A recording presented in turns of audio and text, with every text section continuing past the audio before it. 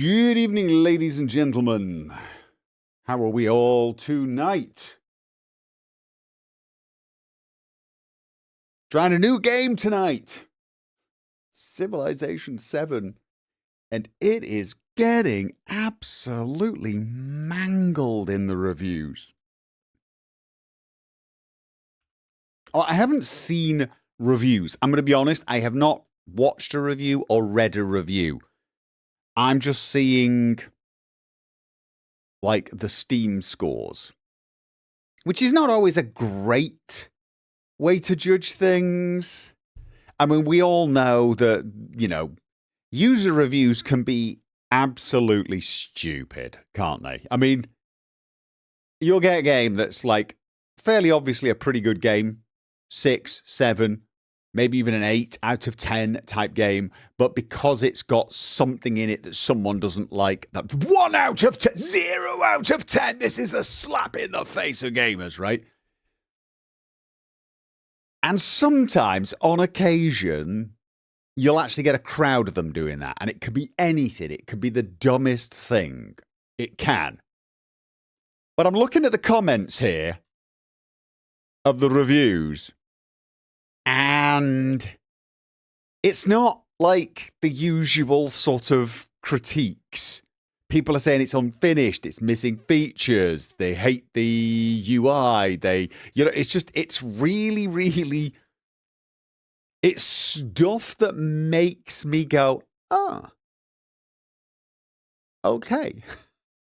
So this isn't just like people being drama queens. This is actually genuine, look, I think games like Starfield got people reviewing it in a way that was stupid. I'm sorry, I do.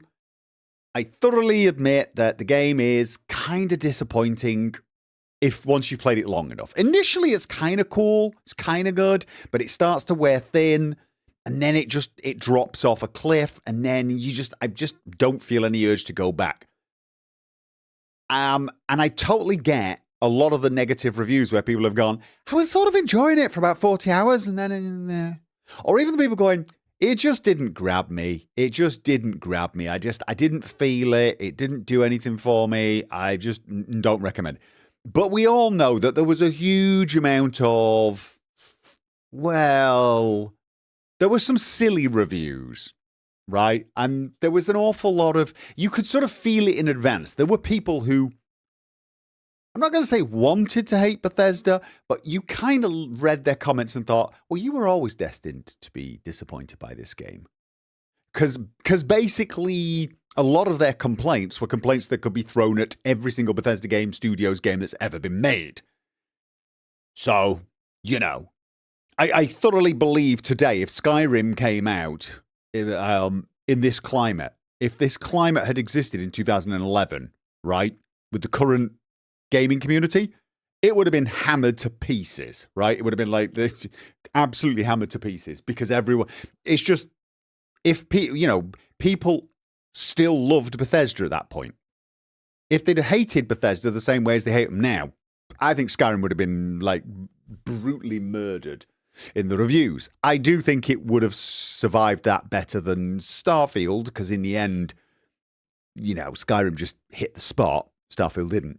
So you semi-expect some of that. And then there's a plenty of games where I can point my finger and go, that's what's happening. This, I'm seeing nothing but genuine disappointment. And it's from people who, here's the thing. It's not people going, this is just like a poor version of Civ 6. It seems to be people going, this is such a step backwards. Do you know what I'm saying?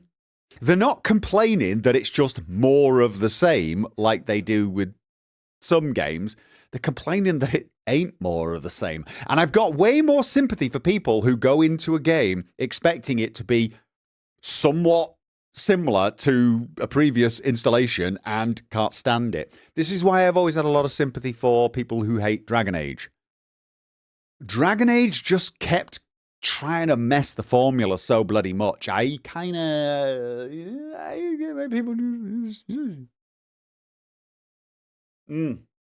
Civ 5 is peak in your opinions. I liked Civ 6 as well though. I've liked all the Civ games. I'm not even telling you I'm not going to like this. I'm not saying I'm not going to love this. So, but yeah, too much personal bias. I feel people are afraid of companies trying new things. Yes and no. I think when you've got a beloved IP, what you should try needs to be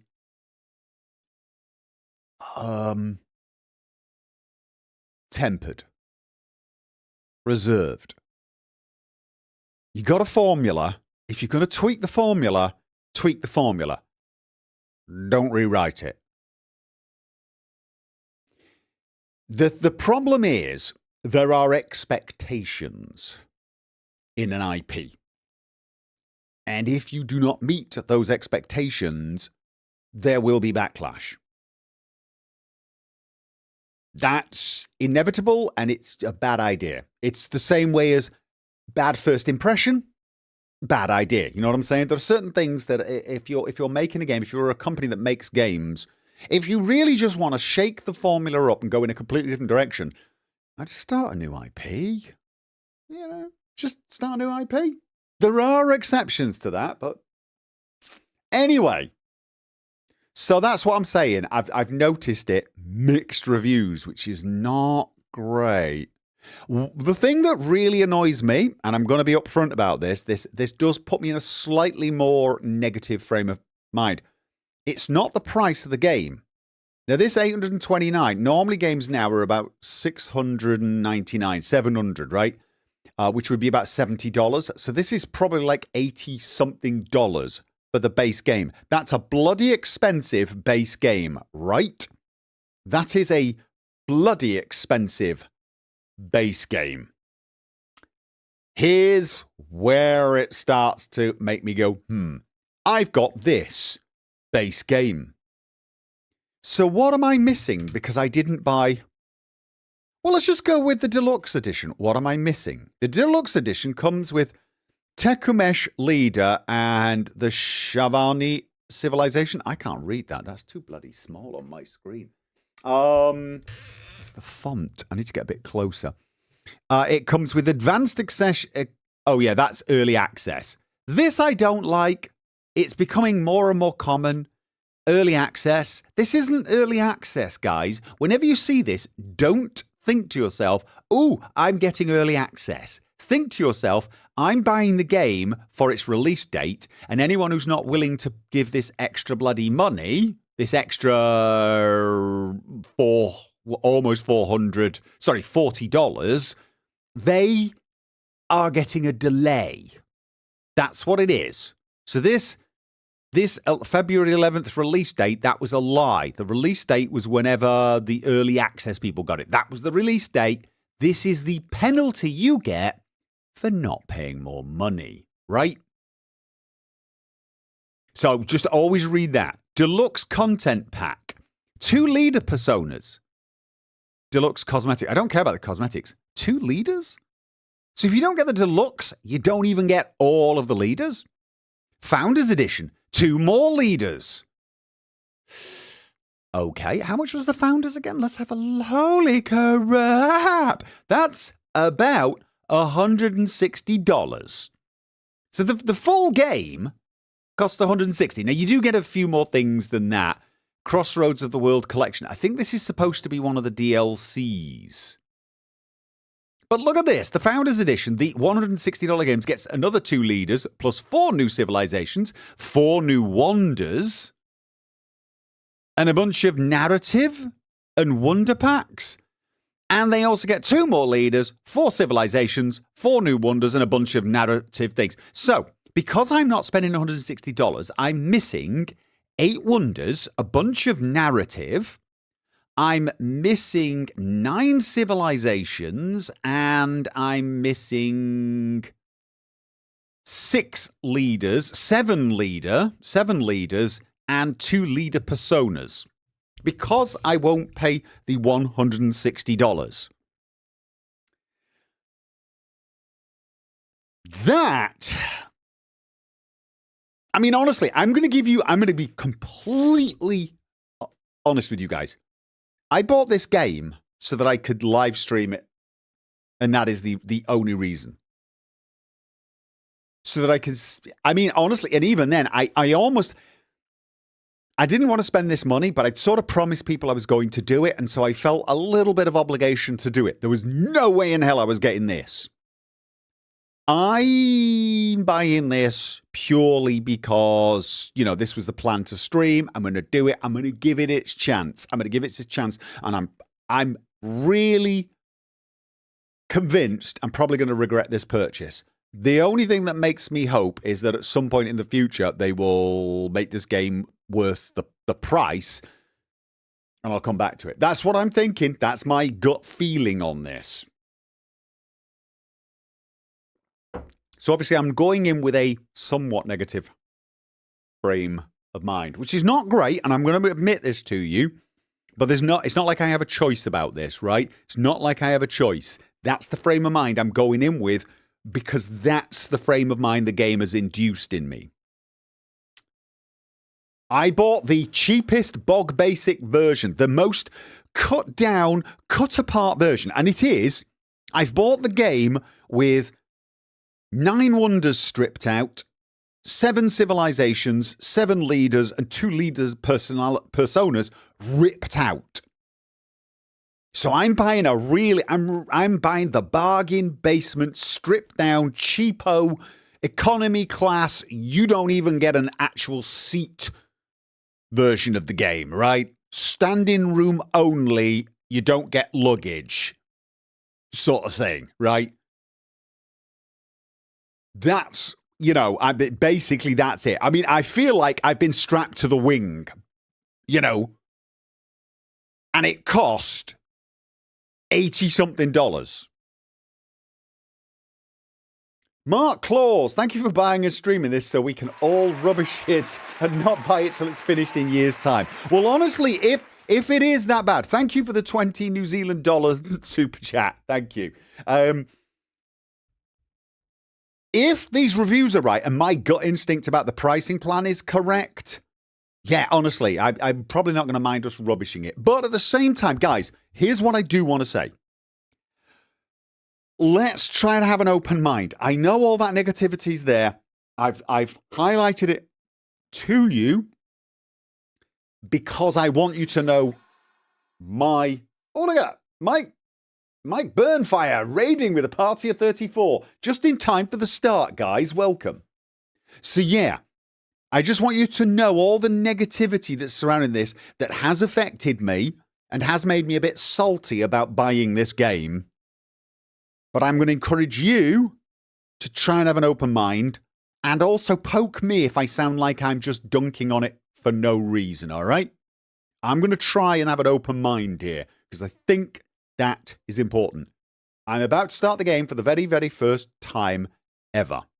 This is my 7th Civilization game.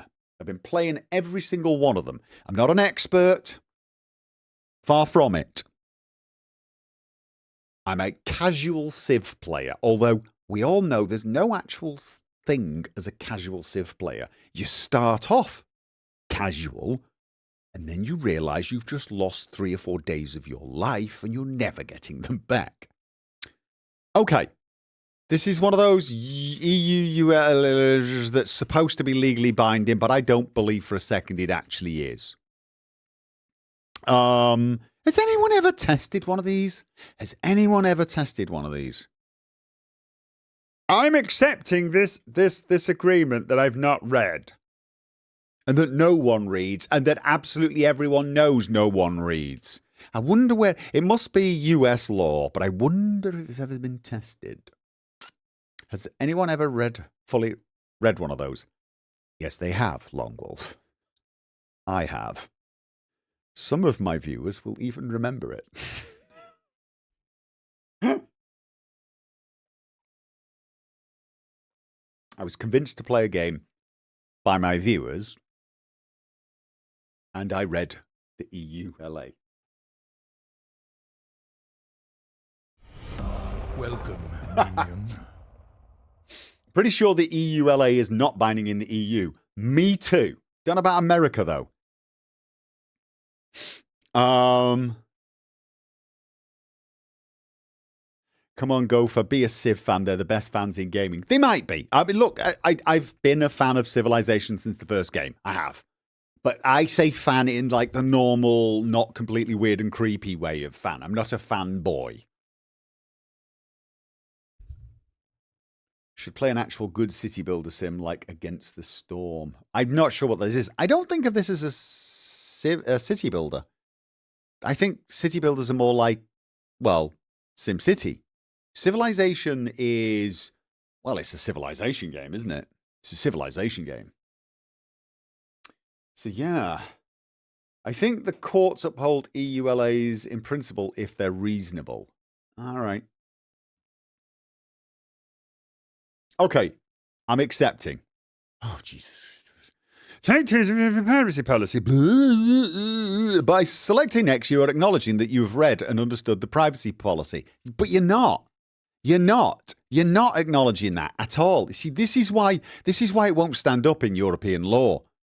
Because absolutely everybody knows that you have not read or understood the privacy policy. There are people who've read it. There are people with law degrees who've read it who are probably not completely sure they understand the privacy policy. So this is a complete pile of crap. This is the sort of thing that was written by a copyright lawyer that can only be understood by a copyright lawyer. So basically, it's complete crap. Now, again, some people are saying it probably would stand up in America. Don't think this would stand up in the EU. Again, it depends what you're complaining about, right? It depends and it depends on how reasonable it is. I mean, if there's something in here about me not pirating the game and distributing it, I don't need to read it for it to be reasonable that I don't do that. And if I get caught doing it, I'm probably in trouble and the EU would hold me in trouble for it. So it's kind of like that. Next. Choose your display options. High. Standard colors. Yeah. Master volume. Let's display subtitles for everyone. Dynamic range. I can't remember what I choose for my monitor, but I'm going to go with standard. All right. Norway is not in the EU, but what EU decides happens in Norway. Correct. Because the EU is our biggest trading partner, so basically we're bound by their rules, but have no say in what those rules are. A state that Britain voluntarily opted to go into, hilariously enough. But there you go. Autosave. This game supports autosave. Please do not turn off your game when you see this icon. Okay. Oh.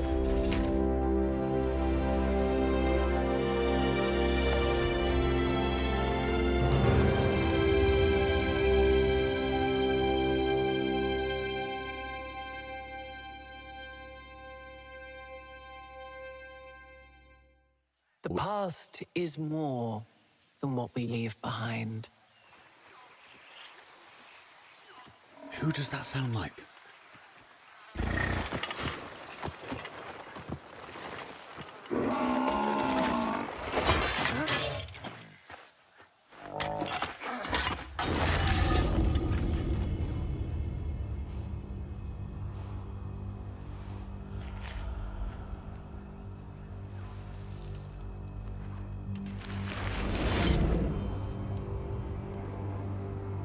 We celebrate our triumphs.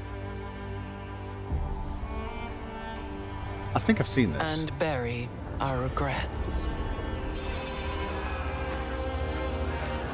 Oh, it's Brienne of Tarth. Ooh. Knew I recognised it from somewhere. It. The voice, I mean, not her. I'm not calling her it, I'm calling her voice.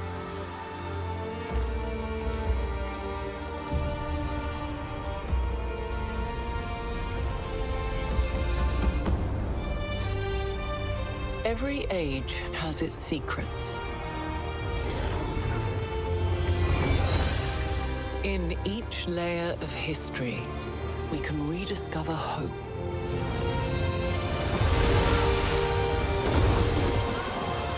A way to chart our future.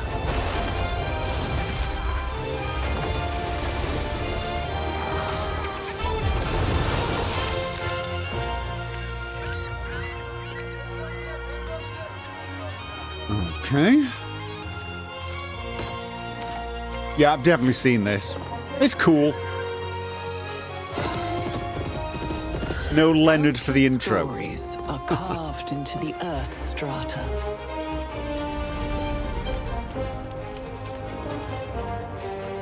The lessons of one age augur the next.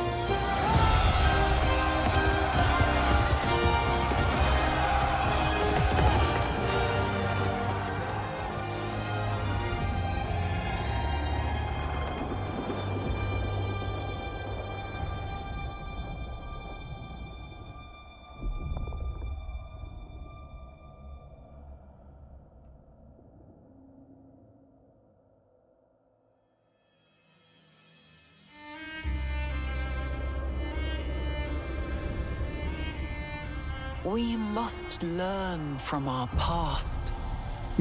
We never do. The future is waiting.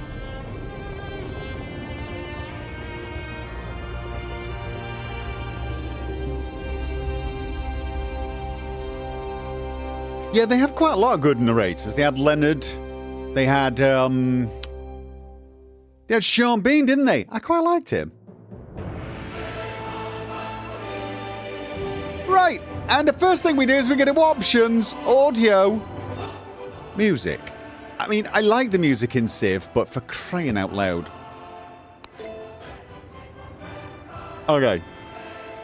Upgrade to Founders Edition for the actual game content that you should have got in the base game. Yeah, salty. I said I wasn't going to be salty. Multiplayer not. No. Please don't bring swords on spaceships. Okay. That's me. What's this? I. Social. No, thank you. Rewards. No, thank you. Thank you for linking your 2K. Did I link my 2K account? Must have done that some other time. New game, load game, multiplayer, collection. What collection? Aha. These are all the things you don't possess because you're a poor person who can't afford the full game. I am not salty. I am not salty. No, I'm not. Okay. You can do this. You can do this.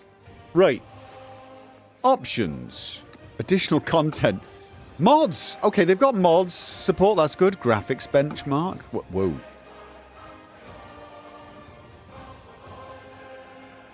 The full game is not even double the price. It's actually true. It's just short of double the price. The Mughals come, foreigners to the land, but with a drive to assemble the foundations of an empire from the detritus of what went before. Obligation to buy them was probably in the EULA. The UI looks incredibly bad. Okay, thank you. I was resisting the negativity. I was resisting the urge to go... It's a bit big, isn't it? It's a bit...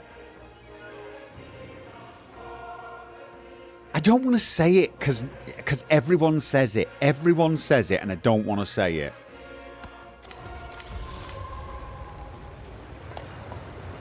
But like... Oh, it's benchmarking.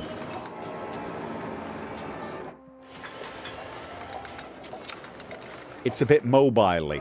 I was going to say console, but yeah, maybe mobile. It's big. It's very... If I were to take a quick look at just the UI at first glance, I'd be thinking this was one of the like Civ 2, Civ 3s. I don't know. The UI is the main issue folks seem to be having outside of the pricing model. Okay.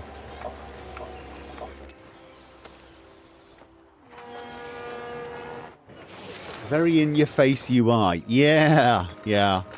Another thing that, I don't know, it also made me think a little bit of Kingdom Come Deliverance for some reason. Just, I think that was certain parts of it, because Kingdom Come Deliverance has got that, you know, let's make the UI elements look like they're in wooden boxes thing. Which works okay for things like the map, the journal, even the inventory. But they do it on the heads-up display as well. What is that sound? Oh, it's what's going on in the... Oh, it's done. It's done. Sorry, it's actually done. 90th percentile, 7.50. 99th percent. This is milliseconds. Where's my frame rate? Did I miss my frame rate? Missed it. I wasn't paying attention. I was not paying attention. There's already a UI mod for 7. Well, look. Here's the thing. I can get over UI. I can. That's not a problem. So let's have a look at the options. Controls. I'm going to play default controls. Let me switch to analog keyboard. Sorry, digital keyboard. Mouse and keyboard. I mean, look, everything will be pretty much default. I don't change anything in games like this at all.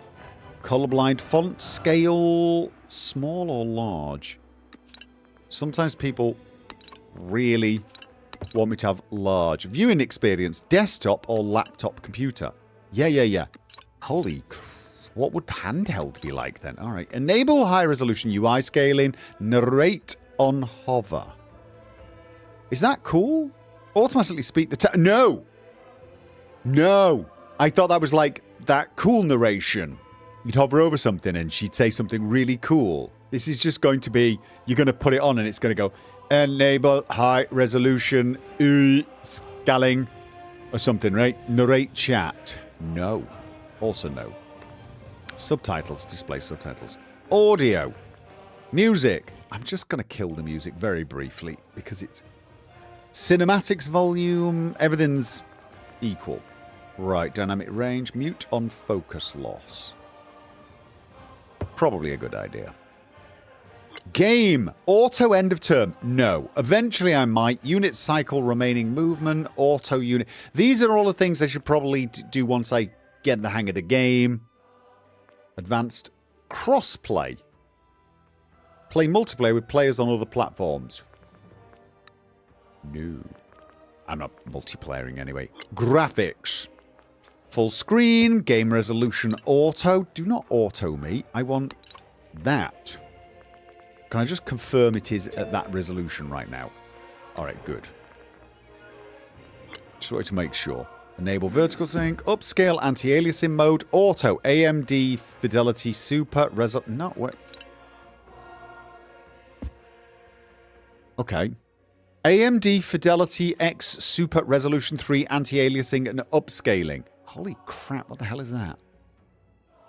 What is Fidelity FX Super Resolution 3? I don't have an AMD card, so I don't know what AMD Fidelity FX Super is. Other than a complete mouthful. I give Nvidia for coming up with confusing naming conventions, but I'm going to let them off when compared to AMD's mouthful of words. Alright. All of these look pretty much ready to go. Is there anything more than high? No. Low, medium, high. Okay, I mean, it's not a game that requires tons of options. Is the game sighing at me? Because I'm going to get annoyed with it. System, language, change language, no. Tooltip delay. Most of this seems... Alright, basic options, but let's be honest. It's not the sort of game where you need them. So, Nvidia is superior. In that regards, yeah, probably. I always used to say this with... I had an AMD graphics card a long, long time ago. Brilliant hardware, awful drivers. You better choose MSAA if you have performance. Well, you might need DLSS. Well, we can't get DLSS. Image sharpness is set medium. We can see once we're in game, right? We can see once we're in game. Alright, new game.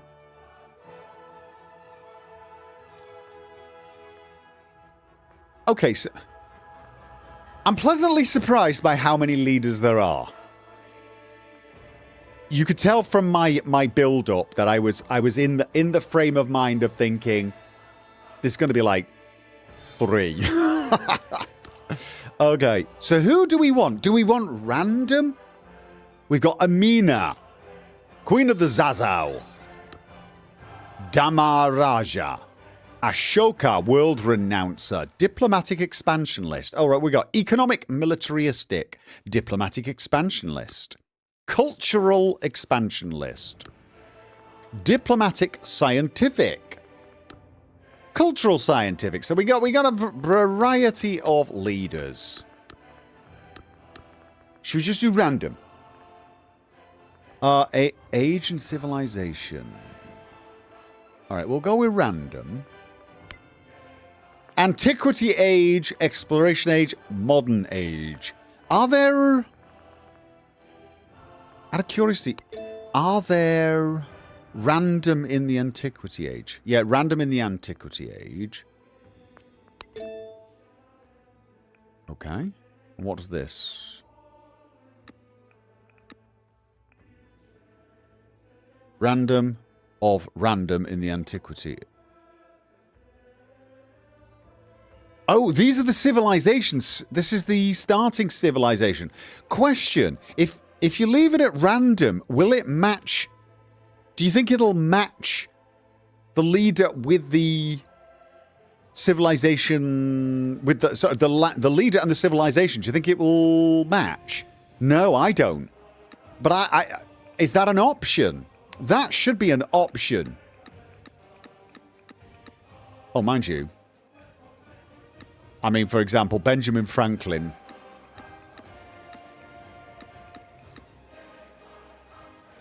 Okay, so surely it should... I feel like there should be an option to select one that's from the correct era. The civ changes and the leader stays the same. Right. The US is not an ancient civilization. No, it's not. That is very, very true. All right, let's just go randomy random of the randomest randomer, right? Let's first of all... Random of random Antiquity Age. Difficulty is currently Governor. The easiest is Scribe, then you get Viceroy, Sovereign, Immortal, and Deity. Game speed. Online. Quit. What's online? Is that like super fast? Continent plus. Continents, Archipelago, Fractal, Shuffle.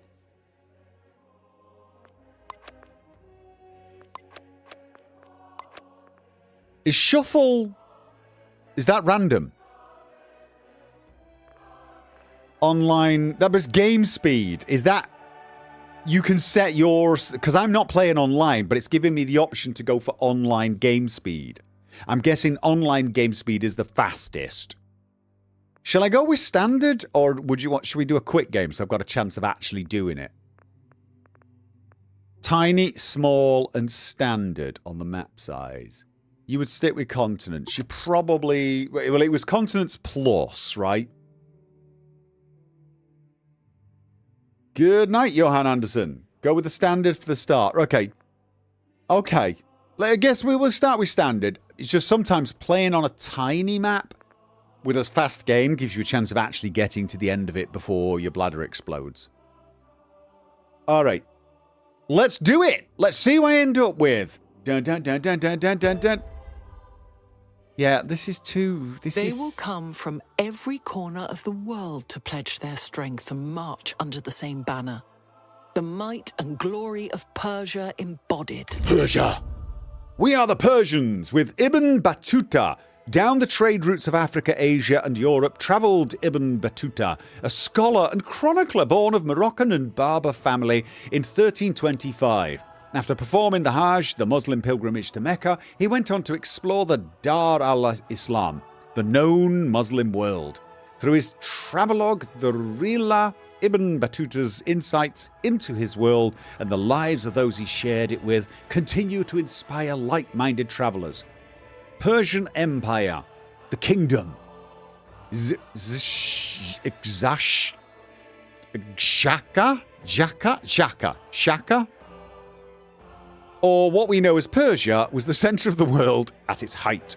Reigning over most of Mesopotamia, Egypt, and Anatolia, it was strong, centralized state with efficient communications and transportation system and a professional army, beating some places I've actually lived in my life. Efficient communication and transport systems. And it brought the luxuries of the world together until the forces of Alexander the Great sent it toppling down. All right, so I'm playing Ibn Battuta, who is a bit of a scholar. I don't know what... I mean, it doesn't actually matter. It's only more when the AI plays it, whether they're expansionist or militaristic. For me, it doesn't matter. All right, so we get the Immortal Tier 2 Persian Unique Infantry Unit. Heals 15 hit points after defeating an enemy unit. Okay. They're a unique infantry unit, and yet they have arrows as their symbol. Okay. There is also a Persian unique army commander, starts with initiative promotion, Hazarapatis. And then there is the Perideza, which is an improvement that gives culture and gold. Ageless, does not remove warehouse bonuses on a tile, cannot be placed adjacent to another Perideza. Does not remove warehouse bonuses. Okay. Immortals were hybrid units in Civ 6. Oh, so it's a hybrid unit. It's an infantry unit, but it's also ranged. Okay. Question. Is all of this just for this one age? I feel it must be, right? Okay. Begin. Lead your people to greatness before you embark on the journey to create an empire that stands the test of time. Take a look at some fundamental concepts of the latest installment in this series. Oh, blah, blah, blah. Next. No. I'm not. I've had no, too many. Oh, wait. That's probably important. Okay, you know what? I'll read it. Ages. History is built in layers. A game of Civilization 7 consists of multiple ages. Every turn brings you a step closer to the next age. Some important events are a leap forward. Each age presents its own unique gameplay, new challenges, and an opportunity to change your strategy. Your leader remains the same, but at the end of every age, you will choose a new civilization with a different set of abilities and units at your disposal. The legacy you create with each civilization will carry into the subsequent ages. Legacy paths and victories create a history. Legacy paths are the primary means by which you can create continuity from one age to the next. Every age presents 4 such paths: economic, cultural, scientific, and militaristic. Whether you focus solely on one path or diversify your efforts, the progress you make will grant you unique and powerful abilities in the next age. In the final age, once you complete a legacy path, you will have the opportunity to perform one more decisive feat to seal your victory. Okay, seems quite complicated. Challenges and opportunities. Changes on the horizon. We hate change. Kill it with fire. Every game of Civilization 7 is its own journey, and you will see from the following tutorials or advisor messages there are countless ways to build an empire that stands the test of time. To make most of your journey, try to remain open to these ideas and be willing to adapt when necessary. Good luck. Remember, you can always open the Civilopedia for more information, and you can revisit this guide as many times via the pause menu. All right. Okay, here we go. So, the fog of war is now the stony hex of war. All right. So, does the fact that it slopes here mean there's an elevation? Oh, God. No, what happened there? I think that might mean it's an elevation. Question is, what would that mean? Now, I'm going to just save the game here because games like this sometimes Dawn. Yep, yeah. Right. I'm trying to remember. Greetings, Ibn Battuta. With a new vision come the Persian people, ready to put down roots in these fertile lands. Your founder has the ability to establish your first city. Ah, they're called founders, not settlers. All right, so I'm going to click on it. Right. Your first settlement is sure to thrive near sources of water, abundant resources. This location is well suited to your needs. Order your founder to establish your capital city. Click the Found Settlement action button located in the unit panel below. All right, I might. Let me just check this out. I'm trying to get... Lens toggle. Lenses. Settler. Right, okay. So... This is... There's no tooltip. Where's the tooltip? I want a tooltip, I gotta be honest with you. Continent. Panatoya? Lemuria. So we've got... We can see what the continents are. So, the green ones... Tooltips are so last decade. Yeah... I'm not... Skip turn. No, thank you. Found settlement. Move. Right. No, seriously. I want to know... I want to be able... Can't I hover over the... Click to reopen. No, go away. Can I not... Like, that's silk, I guess? I don't want to click. I can't remember what button moves you somewhere. This means this is a floodplain, right? This is a floodplain. This means one production, one happiness, I'm guessing. All right. The yields are very small. Do you know what I'm saying? They're dots. They really are not particularly good. Can we change that already? It's very, very odd, if you ask me. You can access the tooltips while the unit is selected. They do exist. Oh, so I've got to unselect the unit. How do I unselect the unit? Ah, right.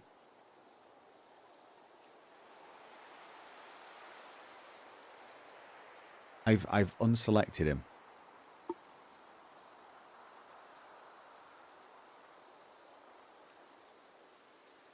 That looks like silk. This looks like something else. Click and drag, but don't release.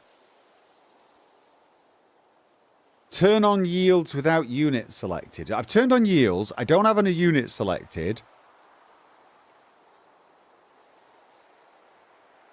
All right, clicking doesn't do anything. That's good. That's good. That's good. Is it salt? What's the flower then? No, I don't think so. I think it's some sort of flower resource, but I can't tell. Okay, yeah, no, I'm already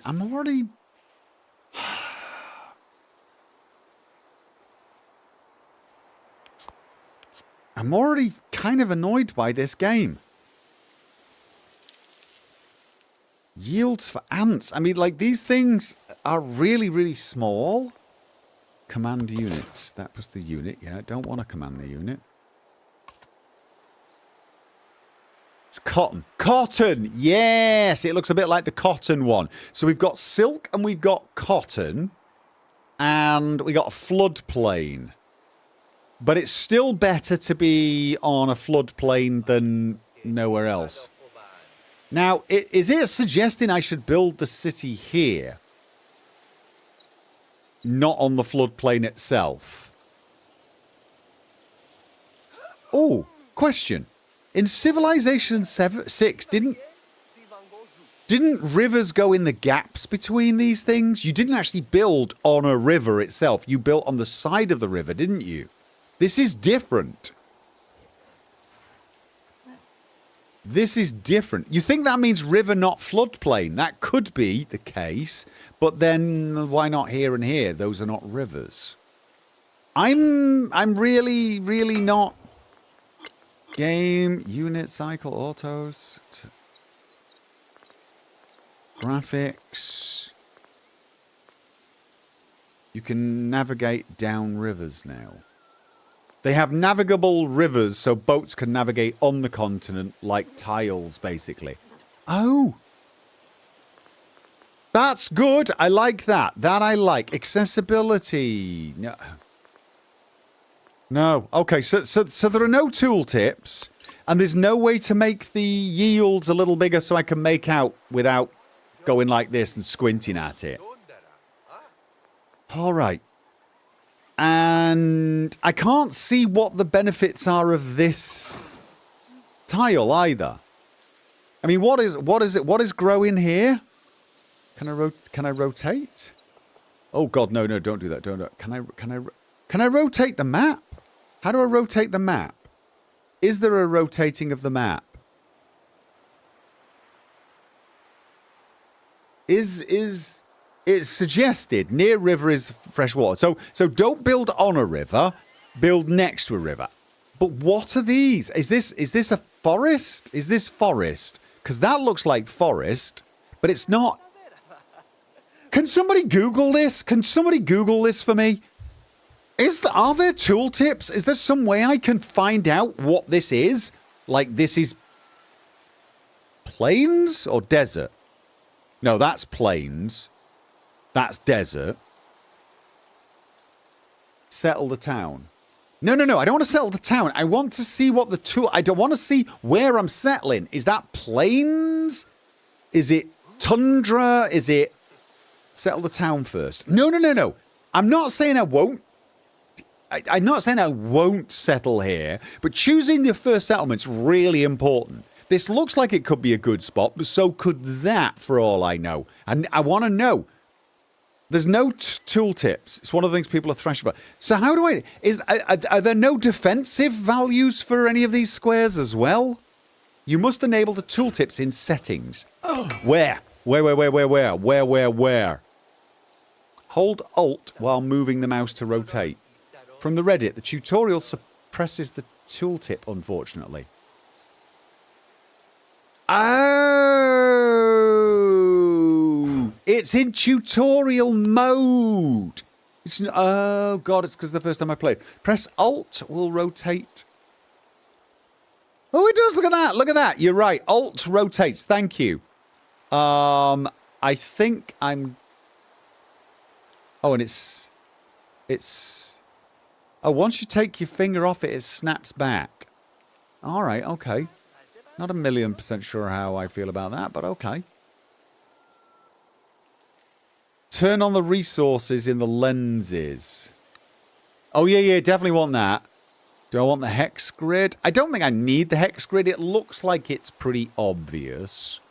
All right, let's just do the tutorial then. It's saying you are building here. I didn't even know I was doing a tutorial, to be honest. All right. Behold, Parsa? The cultural center of the Persian people. The city and all your future settlements provide your civilization with specific yields. Food to feed your people and grow your population. Production to construct special buildings, yada yada yada. Science to blah blah. Settlements generate an amount of production each turn. This production can be used for many things like constructing. This is all standard. This is all very standard. So you start off with only a founder, no scout, no warrior. All right. Choose production. Warrior. Is there a queue? Is there a queue? Is there a queue? Is there a queue? View hidden. Oh, I like the fact that you could view them. Purchase. Wait. Active. Warrior. I can cancel the warrior. Can I queue? The queue thing is on the right side of the menu. It's buildings, units, projects, wonders. On the right side of the menu. Of this menu or this menu? Oh, by the way, don't... moderators, thank you very much, but don't worry about spoilers. This is not a story-driven game. If people want to give me advice on this, I do not mind at all. This is the sort of game I feel like we're all discovering and playing together. So, you know, perfectly okay. This is one of those games where I'm totally open to... List of active. UI bug right there. This is the list of active. Oh, can I make another war? Ah, you just click them. You see, in the previous game, you kind of went into the queue and had to do it, but you just do it. This is actually a step forward then. So I can make 2 warriors. Ah, right. That's actually slightly more simplistic and convenient. All right. While the lands surrounding your city are visible, the rest of the world remains unrevealed. This is represented by the pattern tiles near the edges of your worldview. Exploring the lands beyond is key to your civilization's survival and prosperity. Got it. Discoveries. Exploration has revealed a cave, one of the many discoveries that can be found in the world. Closer inspection grants a hidden benefit of opportunity. Try moving one of your units. I don't have a unit. I have a unit. Did I make that warrior in 1 turn? When a unit moves towards the extent of its vision, the land beyond reveals itself. You've recently trained warrior can venture forth into those lands or can remain nearby to defend your city from outside threats. Okay. At this stage, I want him to move towards... Oh, we got camels. Oh, now I'm getting tooltips. Is this only for things that are near my city, or is it just that they're now unlocked? This is what I wanted. Do I want yields on? I don't think I need yields on, to be honest, as long as I can see them when I... To be honest, it's easier to see them with the tooltip. All right. I feel like I want my dude to go out. Unit's movement speed is the maximum number of tiles it can travel in a turn. Most units have a movement speed of 2, but can move forward. Keep in mind certain map... Yeah. All right. Technology. Okay. Choose a technology. Before I do that...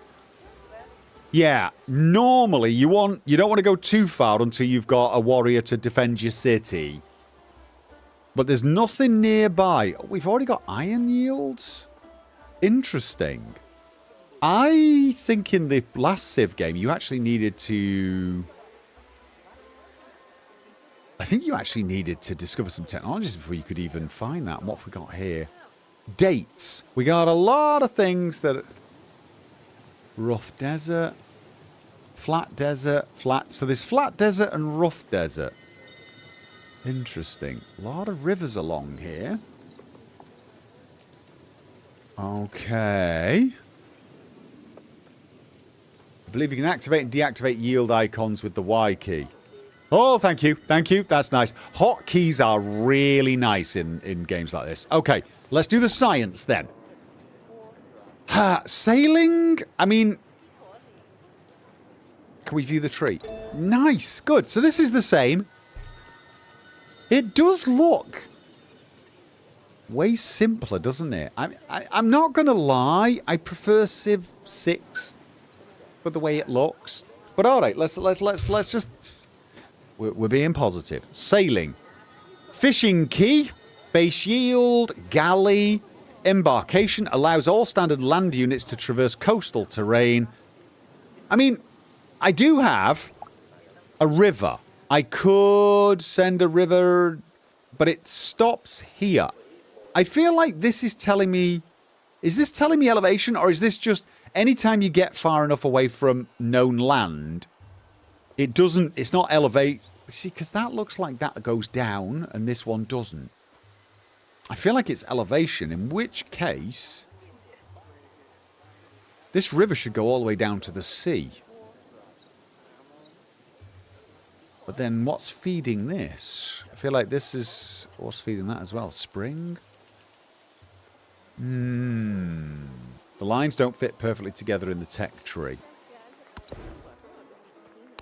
Okay, I just feel like sailing is probably not the obvious one. Animal husbandry.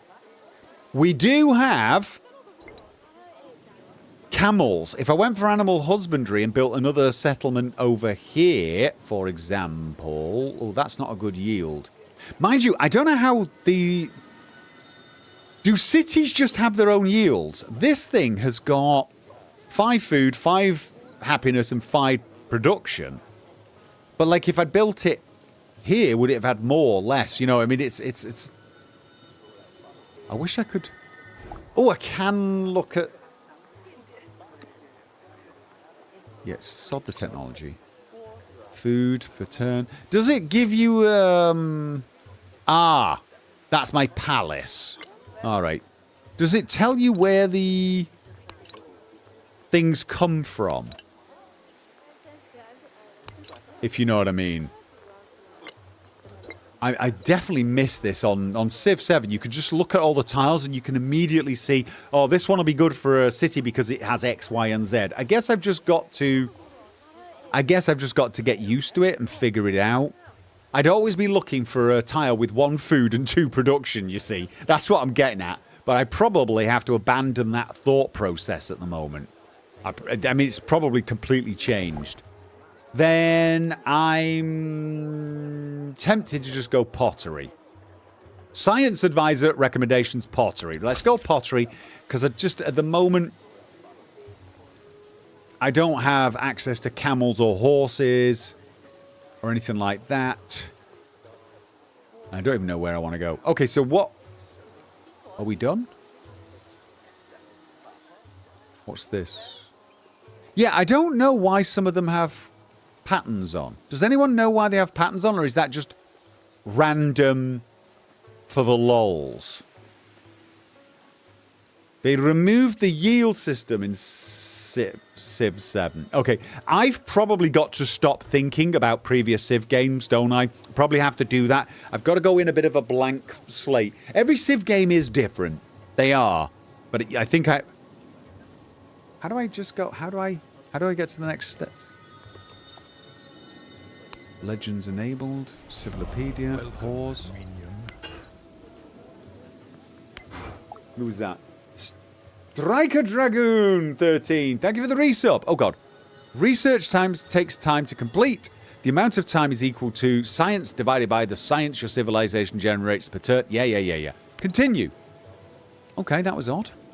Since the training of your first unit is completed, you are free to choose what to produce next. Yeah. Oh. I carried on producing another warrior just because... Probably want to do a scout as well. Thanks to the amount of food your city has generated, it's grown population. Select to grow city to continue. Oh, do I actually have to grow the city deliberately?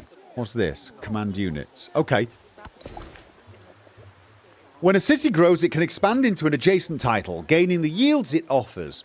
When your settlement's people move to this tile, they create an improvement, a rural structure for them to work and live in. Tiles with high yields and tiles containing resources are obvious choices, but specific yield types may better suit your strategy. Oh! So we don't have, like, cultural expansion where we claim tiles. We do that when the city grows. And this probably means we don't have districts. At least we don't build it the same way. We have to claim. So what would I take, then? When did I get chickens? Picking this tile will give you a farm. Oh, that just means a farm. So if we pick one there, we get a farm. Picking this one will give you a clay pit. Would clay be useful?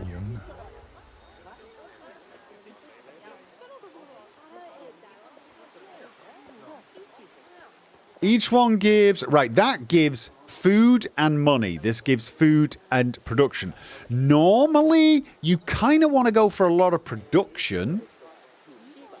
But honestly, a source of clay might well be useful, seeing as I'm going for pottery.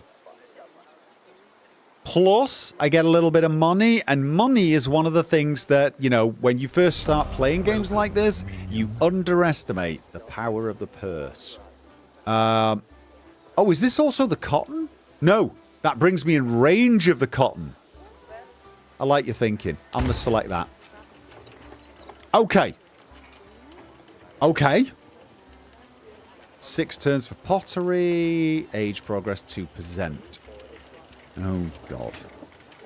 Commanding units. Right.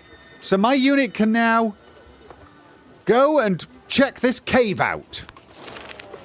A celebrated diplomat has retreated to a sacred site to copy withering religious texts. Her oratory skills are wasted here, but she refuses to leave these documents to fade. Offer to reproduce the documents. Oh. Lose this unit. Okay, if we lose this unit, we gain 60 influence and a bunch of gold. Okay. Independent villagers. You've encountered a stranger from the village of Kuyuju. They appear friendly. A village could potentially be a strong ally with the right amount of persuasion, but it could also prove a threat to your civilization. Finding the location of Kuyuju would be wise. Independent villagers have different attitudes towards other friendly, neutral, and hostile. Once you've found a village, you can use influence and begin diplomatic actions such as befriend. Okay, tell me more. Oh, whoa. No, don't tell me more. That's too much. Okay. Who have we had? We had some resubs, haven't we? FN Scar. Thank you for the resub. And some new subs. Liberation and Master Supremacy. Striker Dragoon. You had a resub. 49 months. All right. It's not a resource. No. So, here's the thing, right? I just want to have a quick look here. I can now make a granary? And I'm still in the progress of making another warrior. So I could take this. Look, that diplomat... This seems like one of those really nice things. A huge bunch of cash, but also some diplomacy to spend on this village. But I need to find where this village is.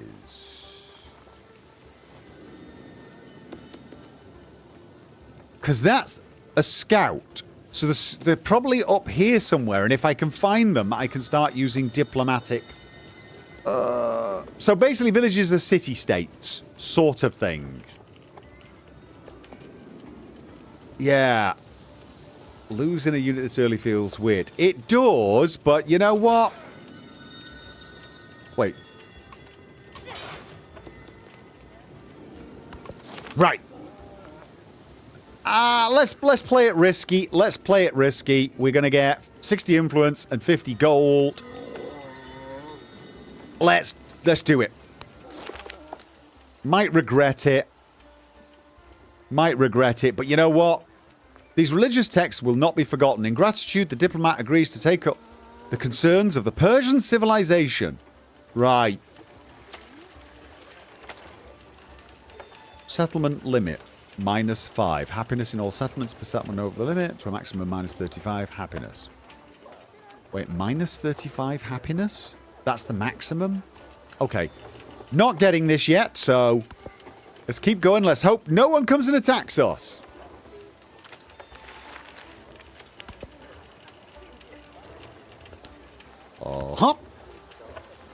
Next turn. And oh, grow the city again. So, here we go. Picking this tower will give you a plantation. That's probably just more resources. Where would it... I mean... I feel like I should try and go for iron. Gold, I think, is too far away. Does anybody... Actually, you know what? Does anyone know if there's a limit to how far you can claim tiles?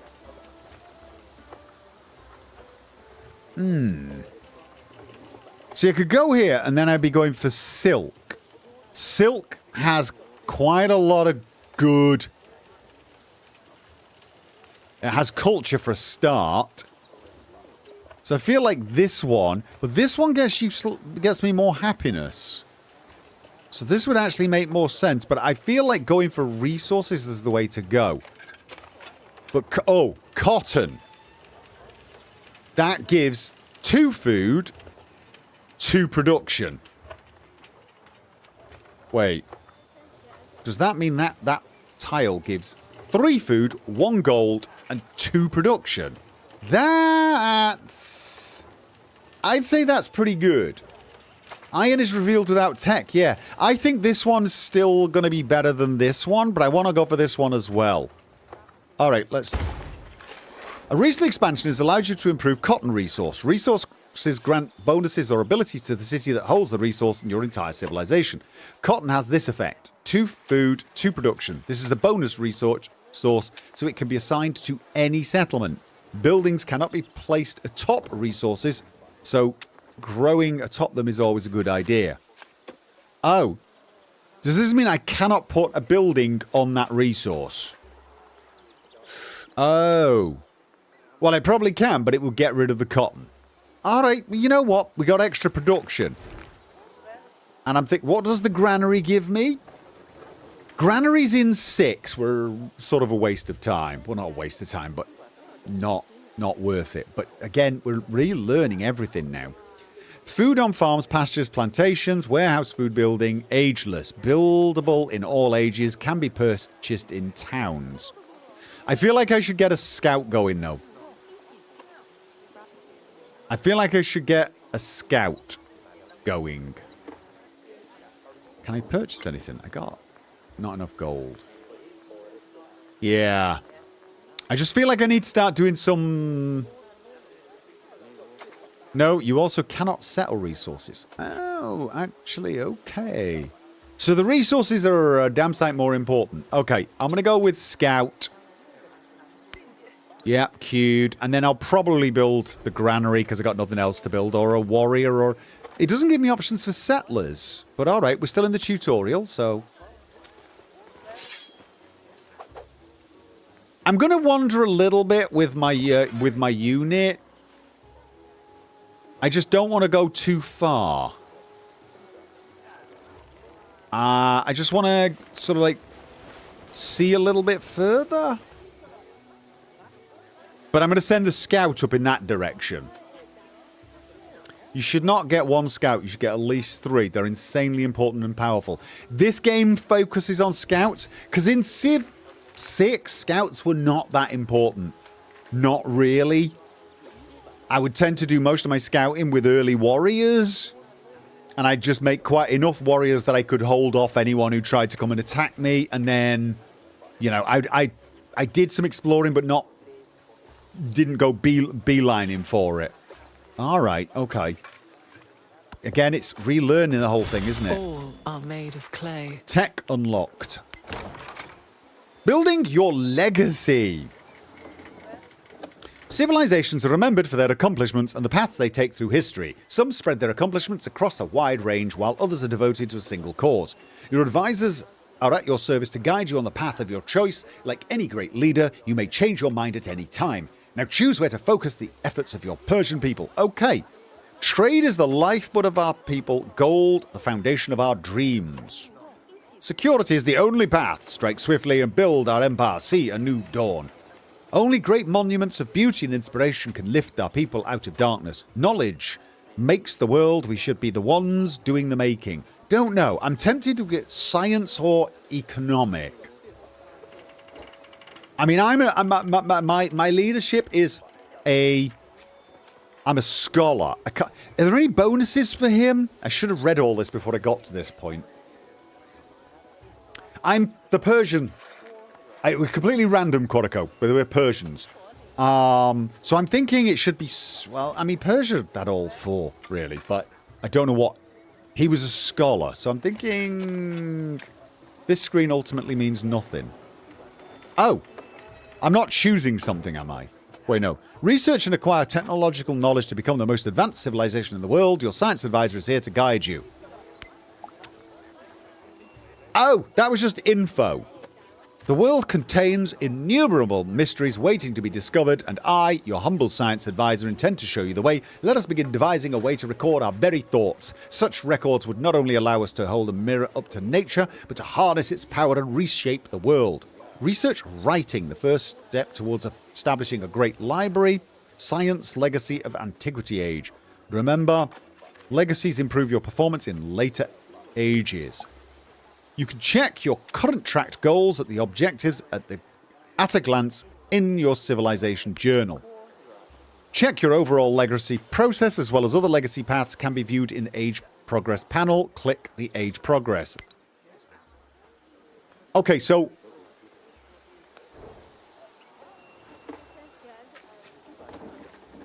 have I set something? I'm your cultural advisor. Let's have a look. An expert on arts, philosophy, and all other things worth thinking about. We have the opportunity to build a unique feat of engineering and artistry. A wonder, making us the object of envy of all our neighbours. Who has need to conquer cities when you can conquer hearts? Okay, build a wonder. Yada, yada, yada. Construct any wonder. Okay. Track progress. How's 7 wonders in your... So wait a minute.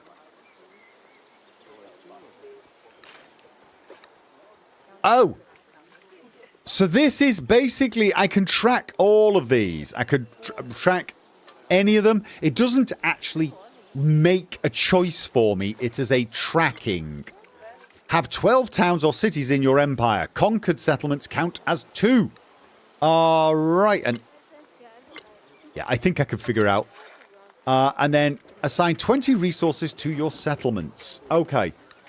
I decided which to focus on, but that focus doesn't actually have an effect in game. It just means what I should do to get there, right? So, for example, if I want to go for...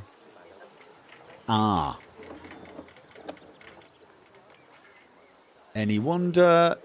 Study civic, discipline, code of laws. So, I'm going to want to do a bit of absolutely everything, but probably at this early stage, I'm going to focus on science and economic, I think. Can I click on me and find out about me?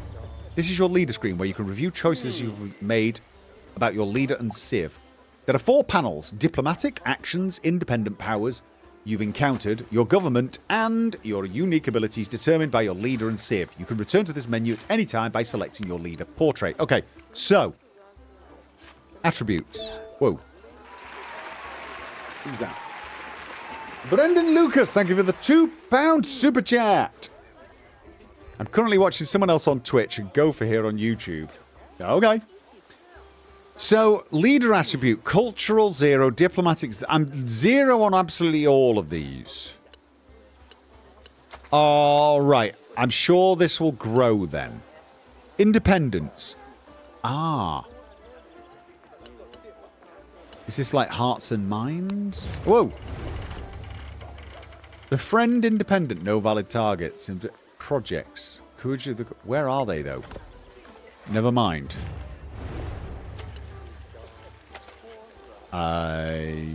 Leader abilities. This is the one. I gain 2 wildcard attribute points after the first civic in every age. Okay. +1 sight for all units. Gain a unique endeavor called trade maps that allows you to gradually see other leaders' explored areas. Oh, I like that. Persian Empire. And this is what was listed earlier. All right. I'm sure that will start to make sense at some point.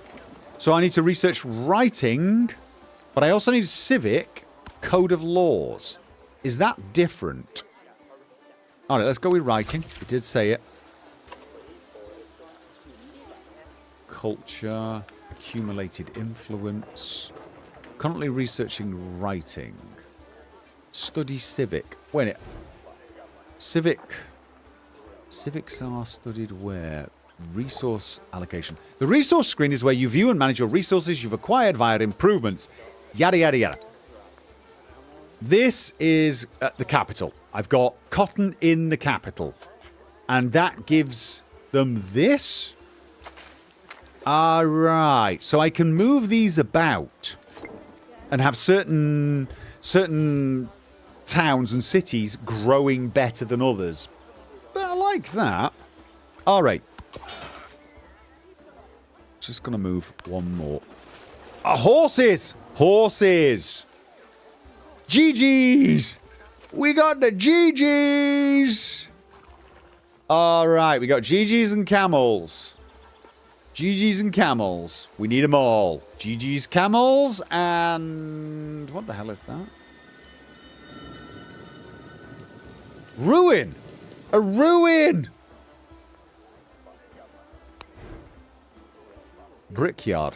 Ooh, production from clay pits, mines, and quarries. I've got a clay pit. I've got a clay pit. I really should have brickyard. But I gotta be honest, I want a second scout. I want at least 2 scouts now, because I want to be wandering out there. Both of them in 2? But I think I want a brickyard and a granary next. I'm going to go for the... oh. When constructing a new building, you must choose a primary location. Buildings can be placed in urban district with an empty slot, represented by dark colour green, or you may annex a new urban district represented in light green, colour by placing it there. Yellow tiles contain existing rural population and their improvements. Placing a building on these tiles is possible, but it will replace the improvement. Red tiles, such as resource and mountains, cannot be built upon. So, wait a minute here. This will build over the clay pit. Oh. But it's better, right? It's an upgrade to the clay pit. It is an upgrade to the clay pit. I'm thinking I wait and see. I might go for the... I don't know, actually. Build it next to the... but don't you have to... production on clay pits, mines, and quarries? I mean... if I put it here... If I put it here, I get +1, but surely it gives more here. The brickyard improves the clay pit's yields, so I shouldn't put it on instead of the clay pit. I should put it next to it. So I get a brickyard near the clay pit, and oh, okay, this is really quite. all right, we'll put it somewhere else. But I think what we'll do. You can't increase the production of a thing you destroy when you build on top of it. Right, that's what I was thinking. I was thinking, like... because this has got clay, and if I get rid of the clay pit and put a brick thing, I was just thinking it would just do better. Instead of just making... I'm not understanding this yet. Looks like the brickyard is like a granary, but for production instead of food. Okay.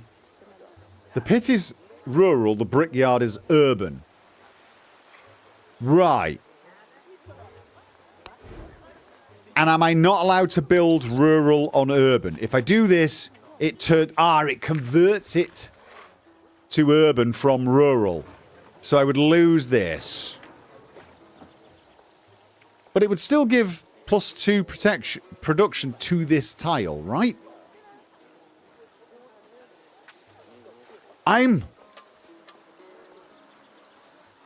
We'll build over the clay pit.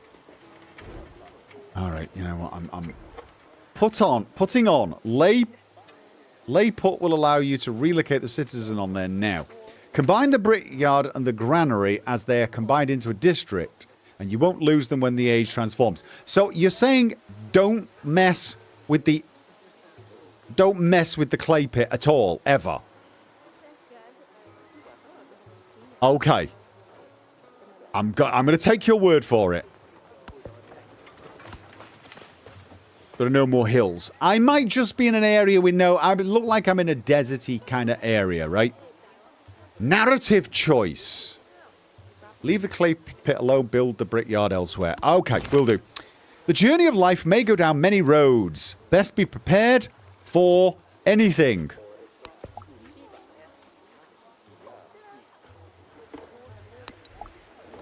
Additional... I've got wildcard points.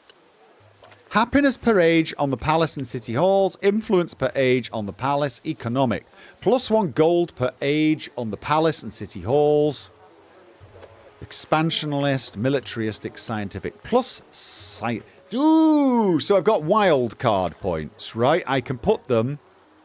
Attributes you choose will apply for the remainder of the current age as well as all future ages that this leader participates in. Some points are for specific attributes, but wild card points can be spent anywhere.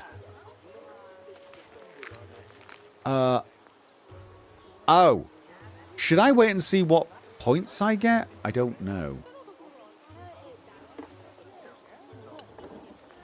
Production towards settlers. 5 combat strength against independent powers. Okay. Gain 1 free war support on all your wars. Economic. Gold per age. I mean, I always like gold and science. And I don't really know how culture's going to work in this one. So I feel like science is kind of like... Science is like a... You're never going to go wrong doing a bit of science, right? And then production towards constructing buildings. I mean, 25% science towards researching... Wait. What are tech masteries? What are tech masteries? That's... I feel like 15% production towards constructing buildings is a nice one. Just... You know what? Let's just do it, right? I mean, we're totally randomly making this up as we go along. Okay, civics. We finally got civics. Each civic unlocks new social policies as well as unique effects that benefit your civilization. Once you've decided what to study first, click on the civic. Now, can I just... Code of laws. Oh. Code of laws. To get to code of laws, we're going to need discipline and we're going to need mysticism. What is mastery? Is it mastery of that? Right, we're going to need both. To get code of laws, we are going to need... Or can we get there from any of them? Discipline. Survey. +1 scout movement and sight. That'll be nice. That'll actually be nice. Let's go for discipline. Let's go for discipline. Yep. And... Alright. Currently studying discipline and writing. Tech masteries are basically the second choice under some tech choices that increase, for example, the damage of melee units by 2. Okay, so you have grass, we have snow. What are we talking about, guys? Okay, what's this? I've got a government. I can choose a government. You will need to establish a government before you can enact social policies. Each form of government has its own unique effect. Choose your government now. Classic Republic. Extra culture and... Production towards wonders. I'm not producing any wonders. Despotism. 20% science for 10 turns. 30% production towards training infantry units. Does this include scouts? Can I choose the government in a minute? Are scouts? Do I have a scout? No, I don't actually have a scout yet, do I?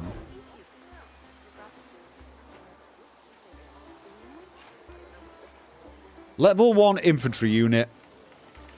Pathfinder. That's not... Scouts won't count, right? Scouts will not count, I don't think.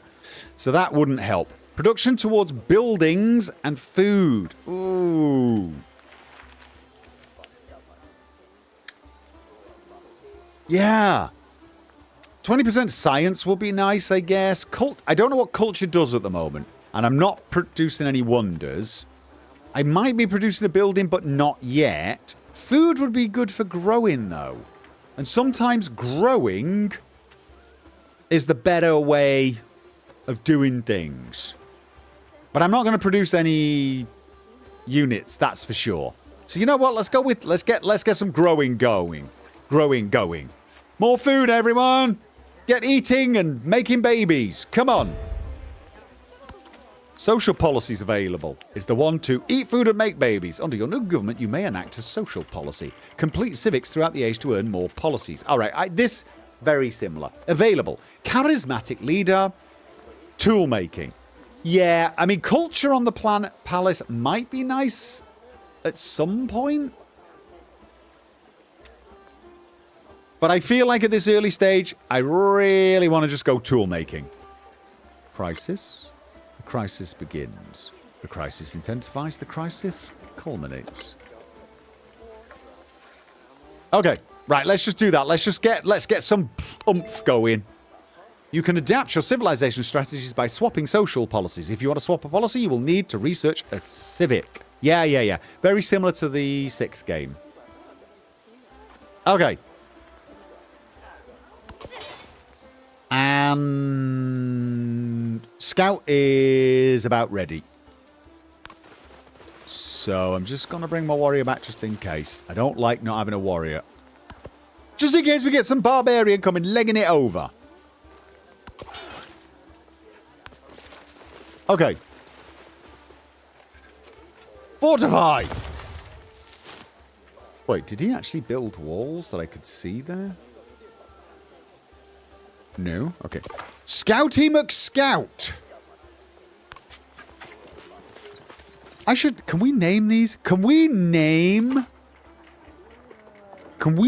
these guys? Can we name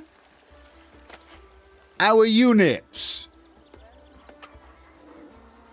After YouTube members and Twitch subscribers. Can't rename units or cities anymore. Are you?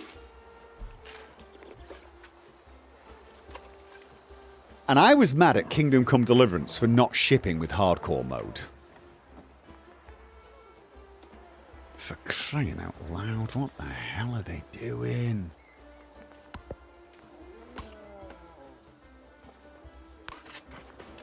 I mean, really? Grow City. Oh, right. Where was I going with this? Oh, wait. Woodcutter. Woodcutter might be nice. And that would lead me to be able to get camels. Increase the number of resources that can be assigned to a city by 2. Oh, wow. Cavalry units plus 1. So, okay. Plus culture. I mean, going over here would get me culture.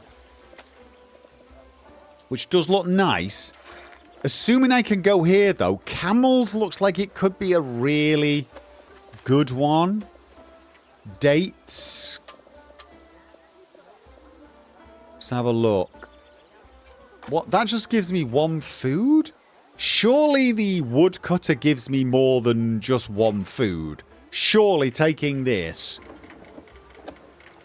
Flat grassland. Forested.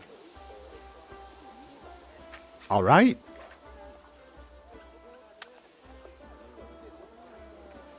%% culture would give you 1 culture at the moment. Yeah, I mean, it's nothing to sneeze at. But I'm a while away from it, if you look. I'd need to take this one, and then this one. Whereas with the woodcutter, I don't know what a woodcutter is. So you know what?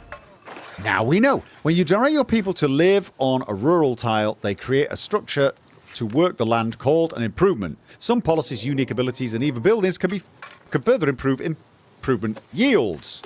All right. So this is still giving me 1. 1 food. And a woodcutter? What? That's not... Right.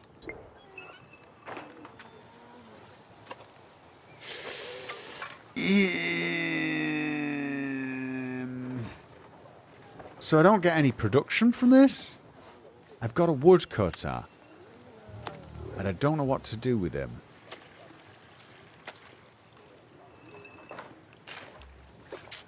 Yeah. That was a waste. Alright, that was a waste. Okay, I mean, there was a little side of me thinking, hey, camels Camels won't be a waste. Camels will get me something.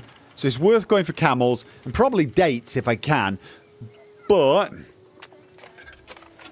once I've done camels, if I can't get dates, I think I'm just going to go up here and maybe try and get down to here. I want to claim all the resources. Okay. Fortifications complete. Oh, wait. Oh, my God. Oh, my God. So you actually see the fortifications that the soldiers have made. Wow. They uglified my city, didn't they? I mean, they really did. Found it! Now what? Now that I found them? Befriending independence. You now have enough influence to befriend Queji and become its suzerain. This title may take some time to earn. But it will grant you special bonuses from the experts in the village, visibility of its units, the ability to leverage them, and more. Other leaders can also befriend the village, but you can spend more influence to become suzerain before they can. I need 100 and... I've got 107. 170. Alright, let's do this. Lasts for 60 turns only, though. But 60 turns is enough to get me 600 more influence, right? At this rate, by the looks of things. Okay. Befriending. And it takes 15 turns. Okay. Alright. Okie dokie then. See why it was worth the warrior. Yeah, well, yeah. I mean, this we want as much of this as possible, I guess. But this is going to take some time to happen. Foreign leaders. You've just met Hatshepsut. Good diplomatic relationships with other leaders can yield powerful benefits for your civilization, but they are also your main rifles in achieving victory. Before starting diplomatic relations with other leaders and their people, you should greet them. Hi. You can give friendly, neutral, or hostile greeting. The choice is yours. Where is he? She. Hatshepsut. Where? That's the Quasi. Or however you say it. Where are the others? Where? I don't see them. Where have they come from? That's me. That's someone else. Elephants. God, I want elephants. I think I want to build somewhere around here. I don't see them. Do you see them? Are they in... Oh, wait. I see them! So they're off in this direction. All right. I am...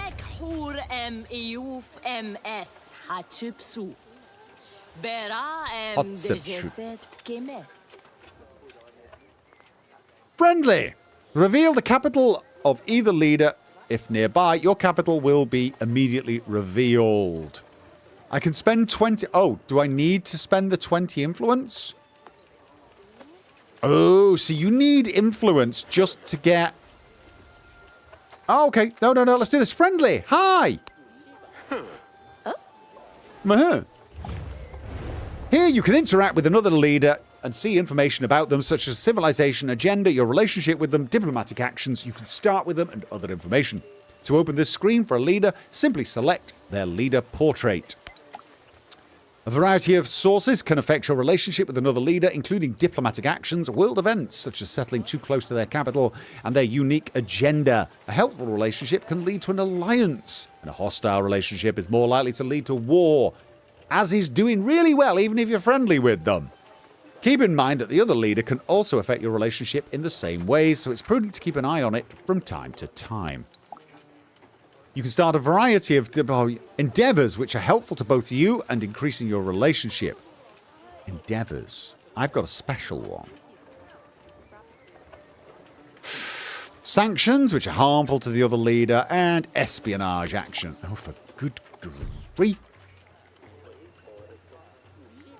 All diplomatic actions except espionage and sanctions will require other leaders to give a response which may have an influence cost. They include support, accept, reject. Got it. Gonna read the damn thing now. Open borders. You need some diplomatic favour. Farmers market. Don't I have a special one?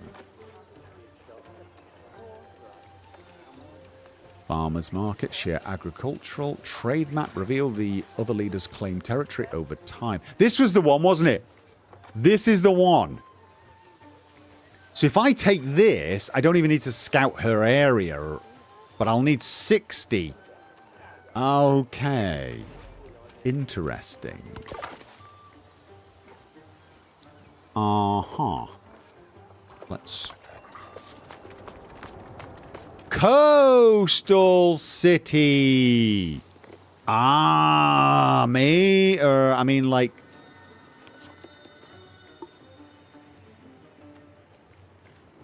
I mean, I see... There... No fresh water available on this tile. But, wait. So you can actually build... Close to a friendly site. Abundant... Oh, so it wants me to be close to the other city? It wants you to be close to the other city. This one's also recommended? Interesting. Ah, that would be close to gold? That would be close to gold. But I like this one more because... Flat plains. What the hell was there, though? It's a ruin, right? Now, I feel like...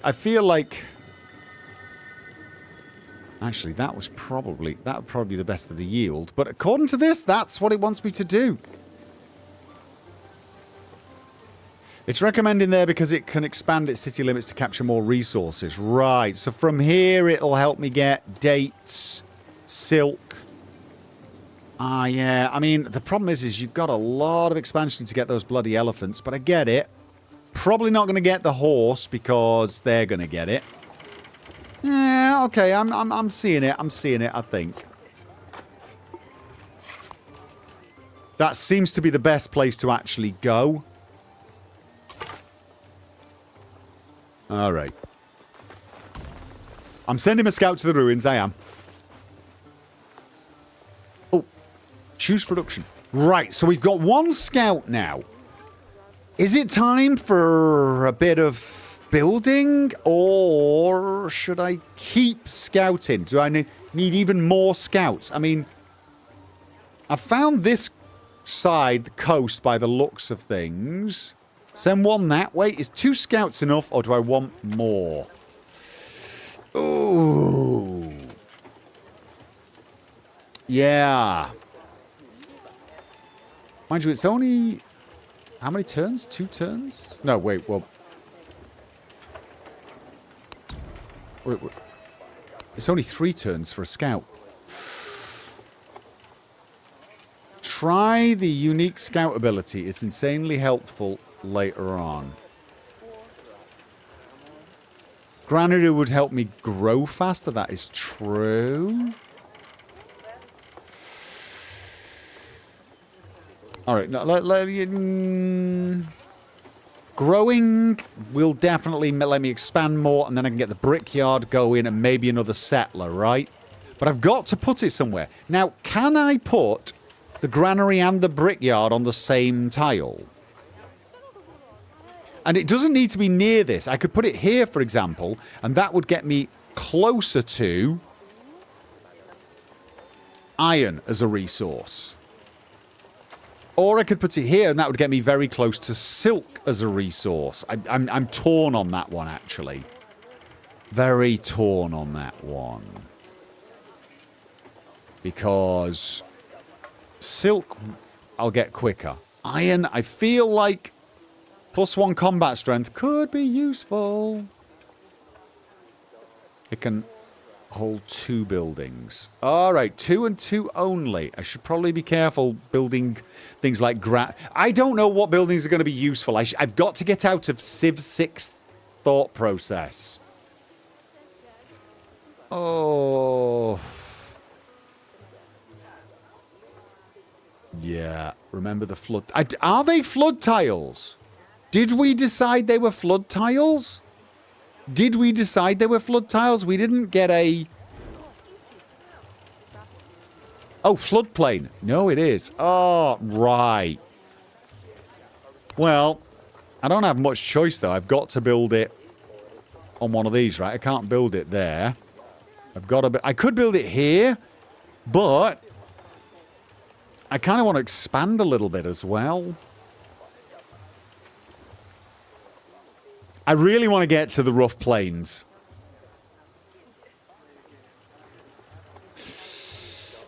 Nope, you know what? Let's go here. Let's go here. Let's get this unlocked. Of course, I could build the other building here, and then I've still got 2 spots left for buildings there, and that still, when I expand, lets me expand in a direction like this. Floods aren't the end of the world. They increase the bonuses of the tile at least. Yeah. All right.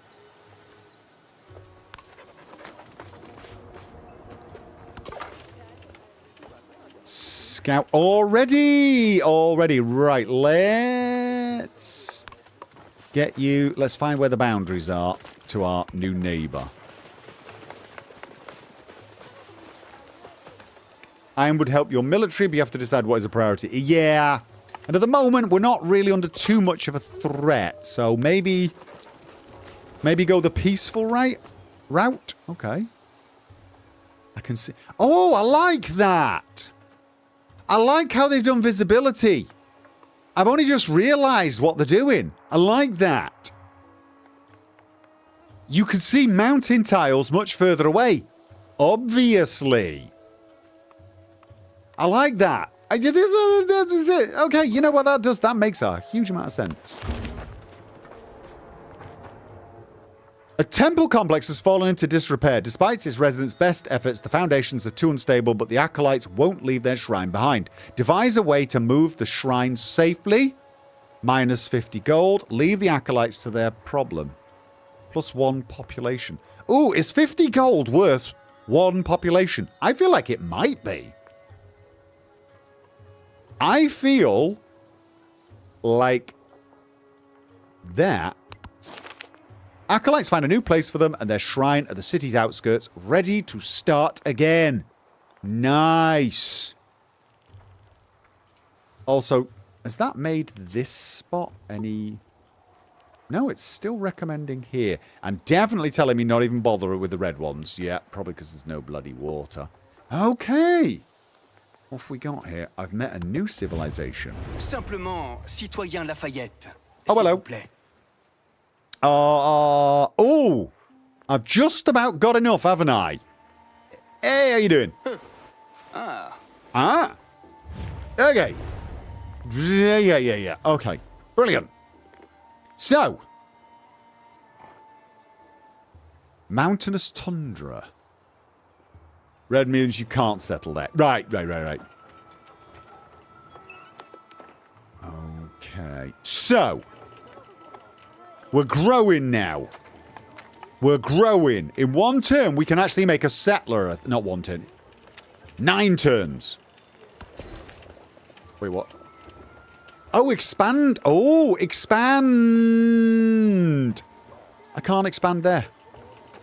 I can't expand there. All right, that sucks. Okay. So then we'll expand to the camels. Because now I've got camels. That's not the right one. Camels. Right. What does camels do again? Increase the number of resources that can be assigned to the city. So, if I send camels there, they can have 5 more resources. Got it. Right. Not that I needed that, now that I think about it. Ah, you know what? Doesn't matter. I got it, right? I have it.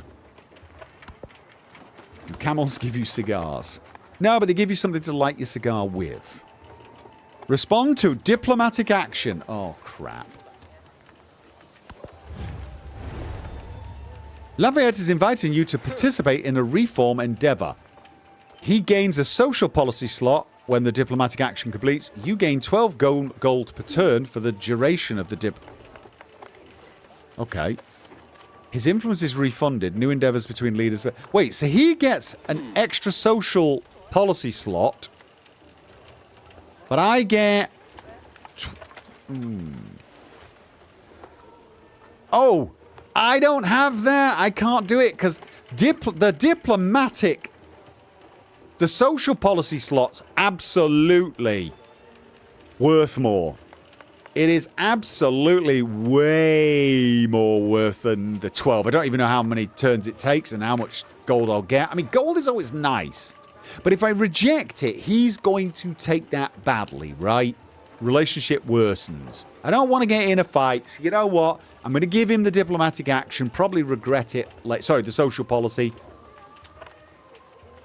Yeah, all right. He's getting the better of that, but it keeps us on good terms with each other, hopefully. Can I see what my relationship is with him? Where... Relationship neutral, but we're green neutral. Okay, and you? Okay, shared government, first me. All right, okay. So I want a bunch of diplomatic stuff to get the trade map thing as well.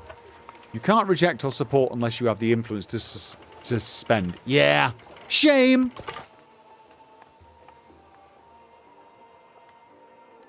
Okay. Flat wine. I love the fact that there's just bottles of wine growing in the. It really should say grapes. I mean. Wine, it grows on trees, you know. All right. So, let's go down for now. Ooh, dies. So that's where our Frenchies are. All right. Okay. The spoken word conquers all thought, but the written word commands it. Okay. This gives me a library, a great stele. Okay. 200 gold when you construct a wonder in this settlement, including this one. Ageless. Must be placed on flat terrain. Oh, so if I build this wonder, every other wonder I build after that, I gain gold. I mean, that's not... Some technologies and civics have a second, more advanced tier that can be researched once the base version is complete. These advanced texts and civics will award you with a codex of knowledge that can be placed inside of a library. Library can earn a codex by completing research on writing 2. Build a library, research writing 2. Okay. Popular missives. A scribe showed his colleagues the clay cylinder he has prepared to send a message to the Persian people. Any kind of document may be inscribed upon it to share among the citizenry. They must be taught hard lessons from the past. They should hear prophecies of a bright future. Future, yes! Give me the science. Oh, the science. I need the science. Give me the science, baby. So, let's have a look at this. Yeah. So I've got... I don't even have anything like animal husbandry yet. So the question becomes... Oh, bronze working. Oh, bronze working would actually... This would give me my good unit. Honestly, I feel like making a beeline here... Just... Everyone's mastery in writing.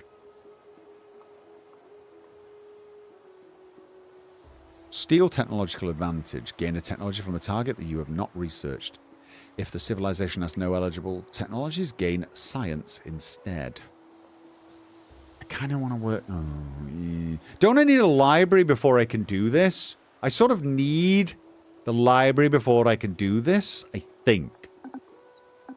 For this, I need... Oh, I don't like that. I should be able to click on that and it select the queue. Does it not queue things? Can I not, like, go... Oh, wait. Oh, irrigation needs... Husbandry. Oh, I can't queue... Is there no way to queue them? There's no way to queue them. Alright, let's just go for this mastery one then, just to see what it does. I'm curious. This is more of a curiosity run anyway. You can't queue them.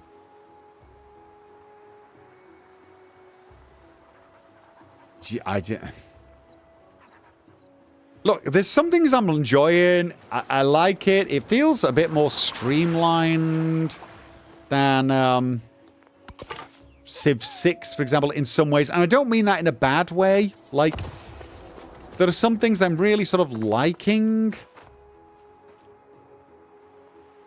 Is that a... Oh. We got barbarians. Okay, so wait a minute. This is... Tolan...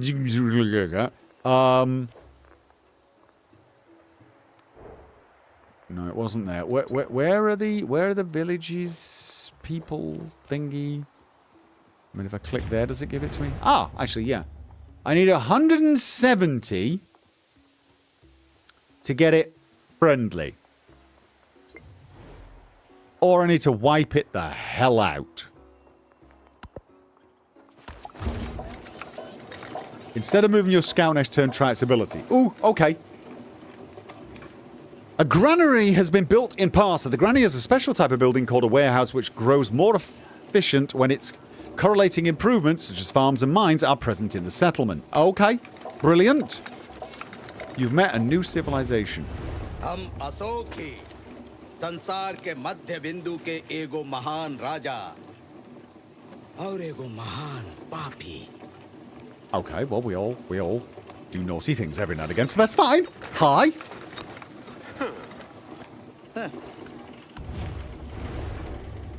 Right. Okay. Production. Right. So, oh, library. Library. I feel like library, and I probably should... Is it worth making it somewhere other than this, just to spread out? Just so, if I spread them out, I get more access? Or is it better to clump them all together at the moment? I feel like I would want... what have we got in here? The granary and the brick making here. This is like a working place. And then maybe a market and a library here. Who's that? Faintum! Thank you for the resub over on Twitch. On the granary is better. You think? What, and then do brick builder and whatever else comes there. It's just, if I spread to here... Oh, no, I get +4. Why do I get +4 here? Is it because of some adjacency bonuses? Or is it because it's next to another building? Bonuses from the tile. +2 from science. +2 from the... +1 from the east. +1 from another building.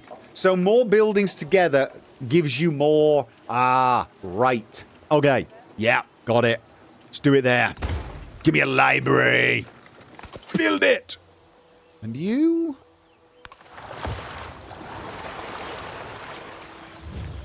Are they hostile?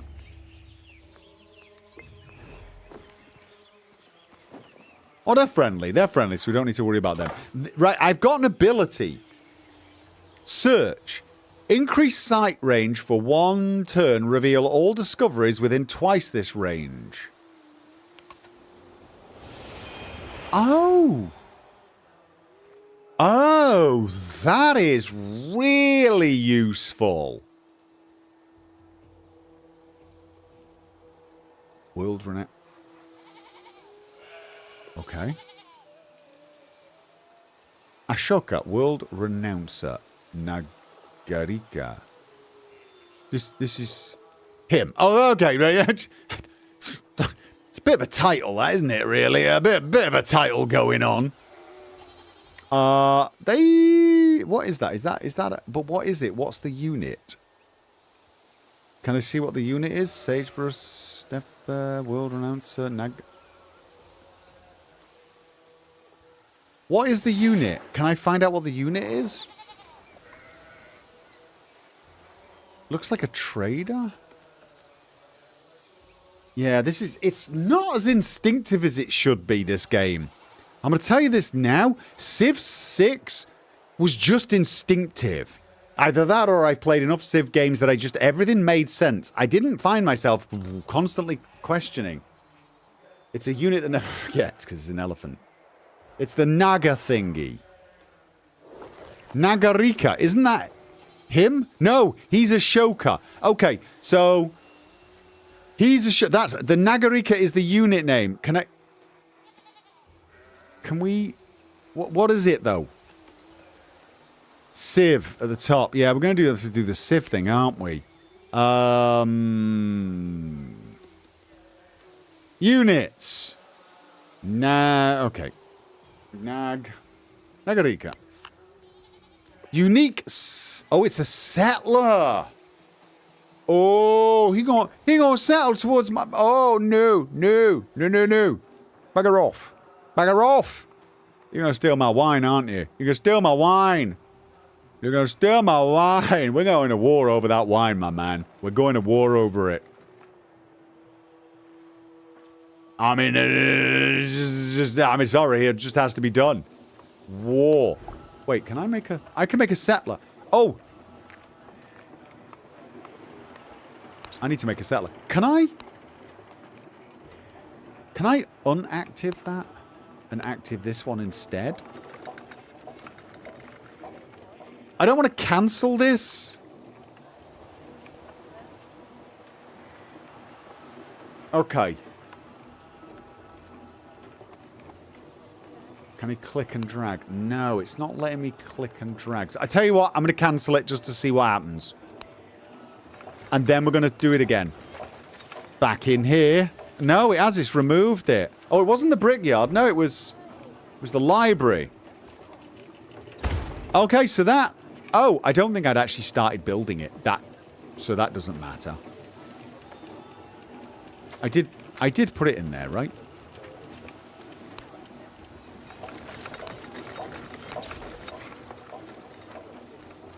Yeah.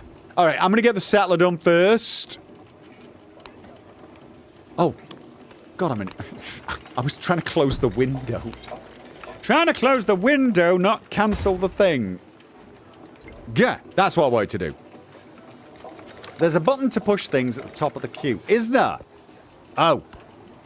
Let me just check that then. There's a button.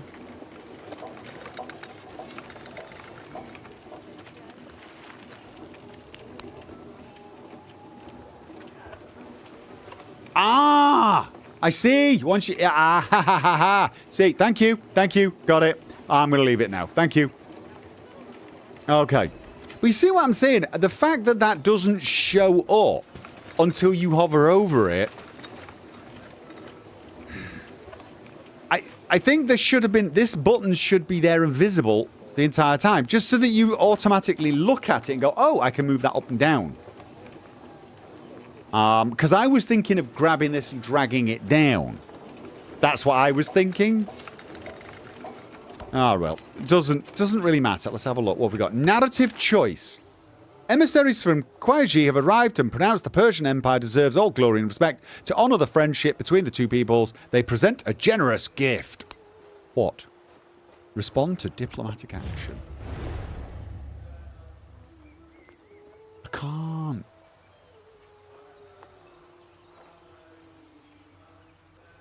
Support. 3... See, I don't want this relationship worsens. He's inviting to start a local festival together. +3 per turn in cities for both leaders. I can't even... Oh, I could just reject it. This is really annoying. Where are you getting all your diplomatic favour from? God, he's totally winning this. He is absolutely Cannot use while embarked. Okay.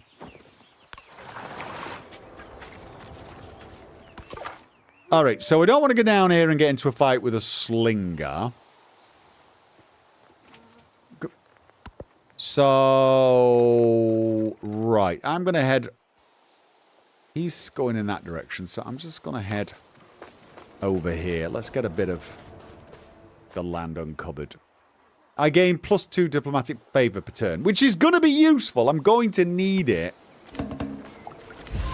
Your civilization accumulates wealth in the form of gold, which is generated every turn from various sources, including buildings, yada, yada, yada. Gold is powerful resource. I know. Okay. So. I want to do this again. That is actually really useful.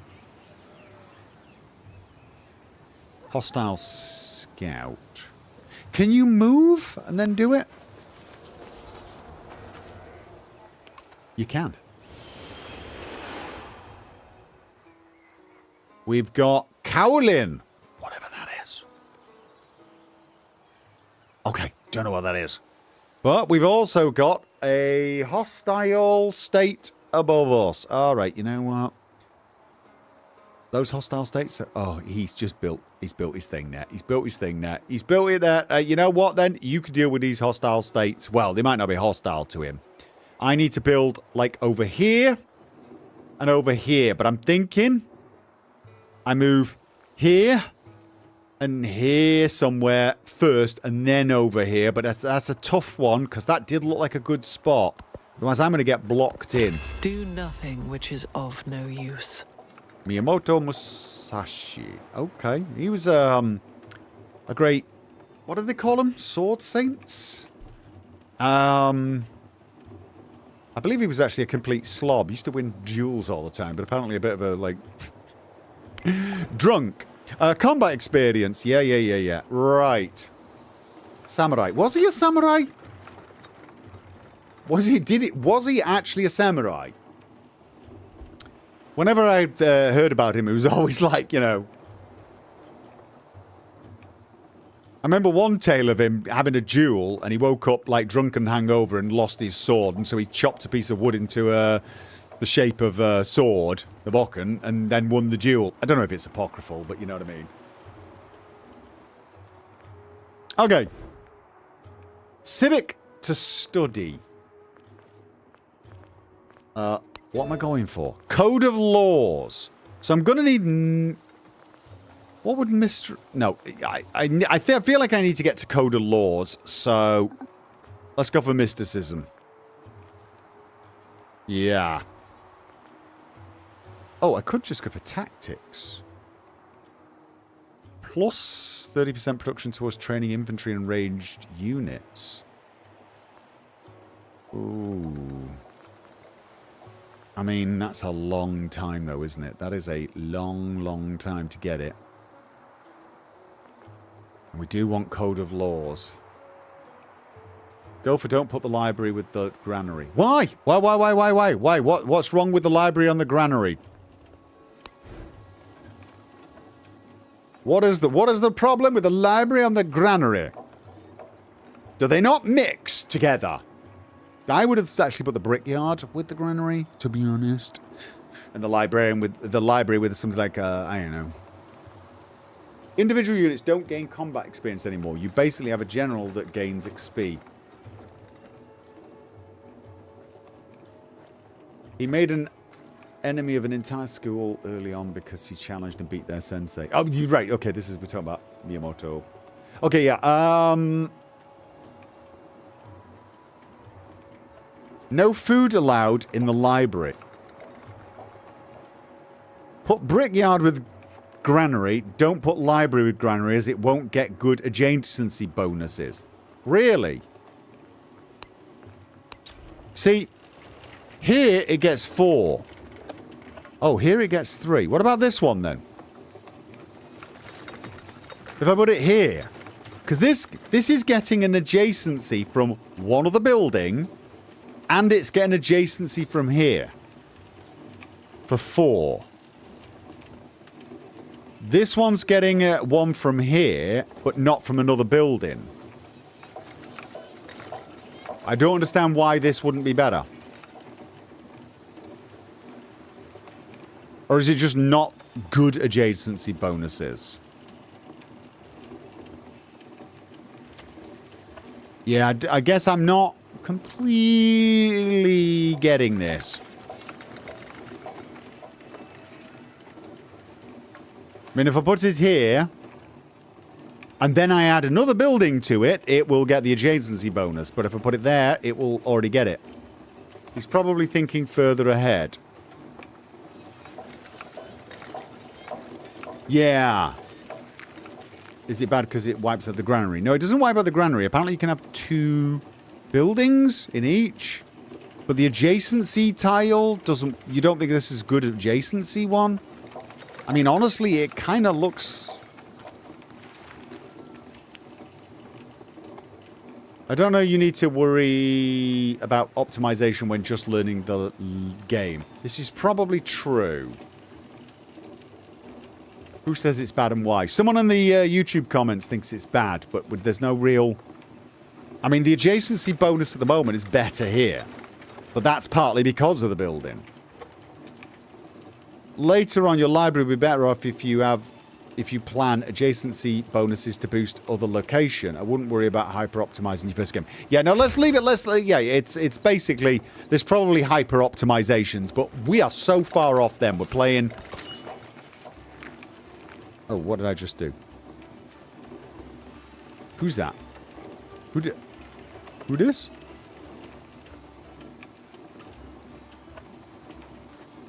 This is a guy with a horse. Why have I got a guy with a horse? Who's the guy with a horse? Hazarapatis. Is this a generally dude? Is this a general dude? What the hell is this? Give me some information, for God's sake. Oh, so this is an army commander. Oh, can you put multiple units? Oh.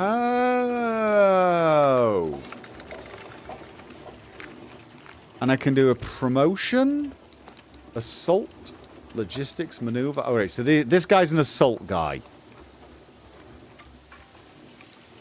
Is this the only thing he can, in fact, upgrade? Why can't I do that? 1 gold for each unit packed in with this commander. Bastion, +2 combat strength for land units within the command radius when defending. Units can move after unpacking from... So, wait. Do you pack them up? He can carry units. Okay, you know what? Let's just... Oh, does he already have this? No. Oh, no, have I already taken that?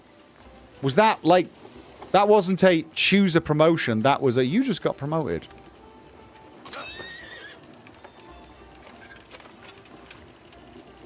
Grant, no. I got 1. But I clicked on it and nothing happened.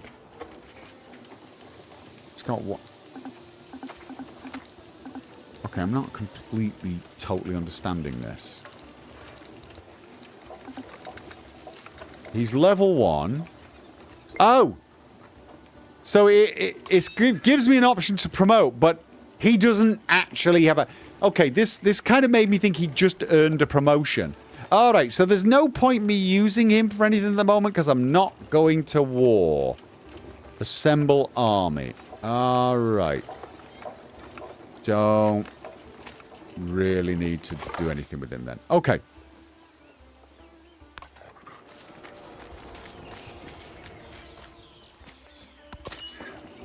Looks like a mobile game. I don't think that's true. But I will admit, I'm not... It may be because I've started in a flatlands with a lot of desert. But this does not immediately feel like a step up from Civ 6 visually. You know what I'm saying? When I'm looking at it, it's not. immediately obvious that this is an improved version of the game. So, can I get this guy to just sleep? Skip turn.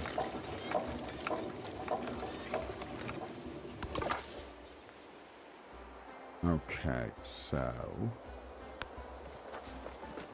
I'm just going to do this. Get a bit more over here. You can rotate the camera. Yeah, you can.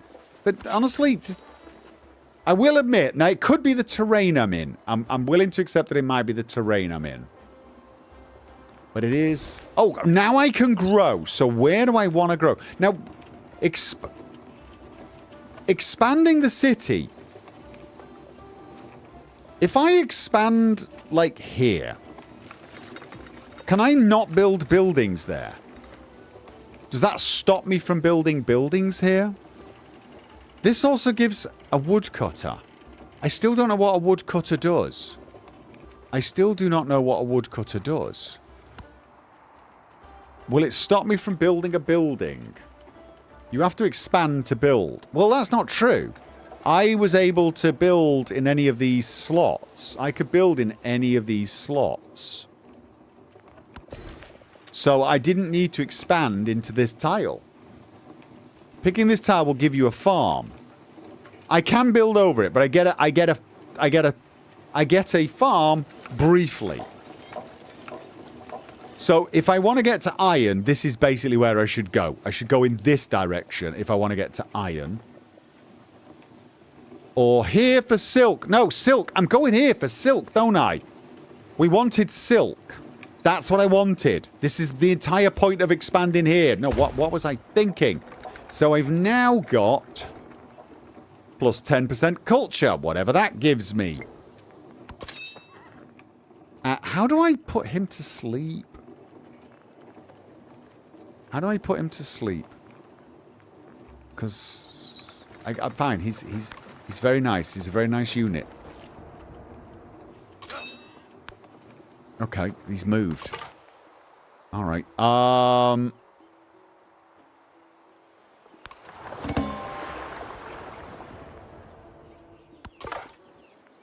Speeds up new policies. Oh, right. Yes, of course. I get new civics and things. Right.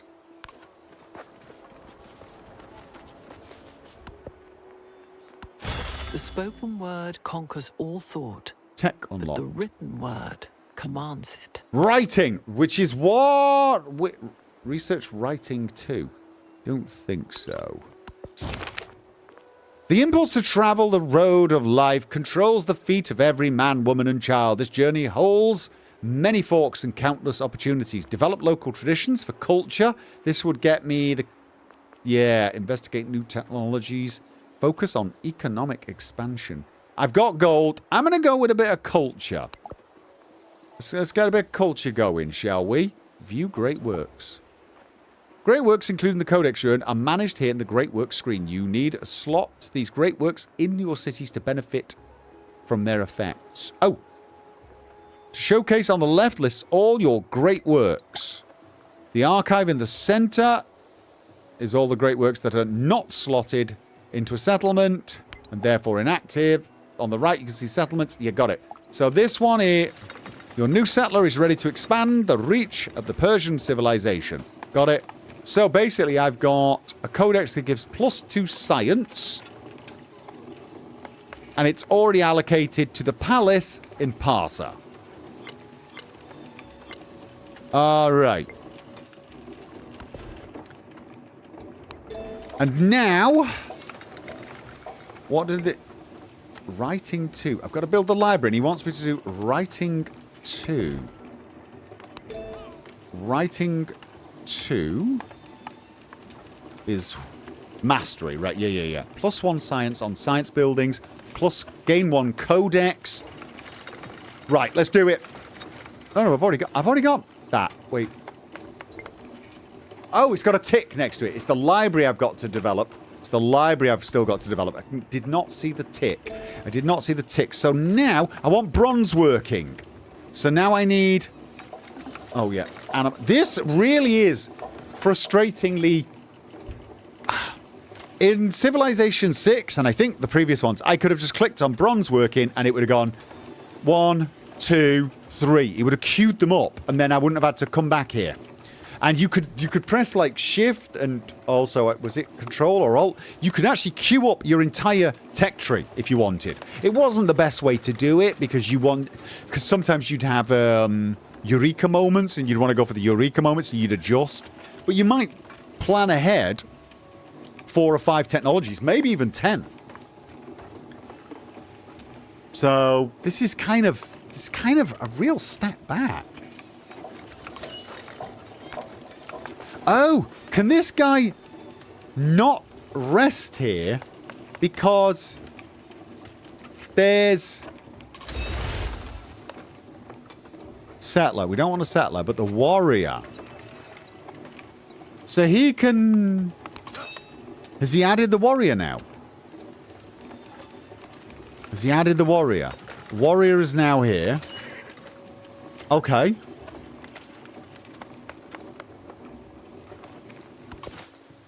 And... There we go. Now, how do I just... I want to fortify? Oh, here, sleep is what I want. So I didn't actually need to do this. So how do I make him disembark? Leave army. I'm going to make him leave the army. The warrior, leave army or order the unit to remove itself from the army. Right? Okay, have I done it? The settler is not being part of it. The warrior still got to... Oh, he's got to... You've got to select a... right, okay. And then what, move him back next turn and fortify again? Okay. Yeah, see, I think this is what the complaints are. I think people are just a little bit... It's not intuitive. It's not quite where the previous game was.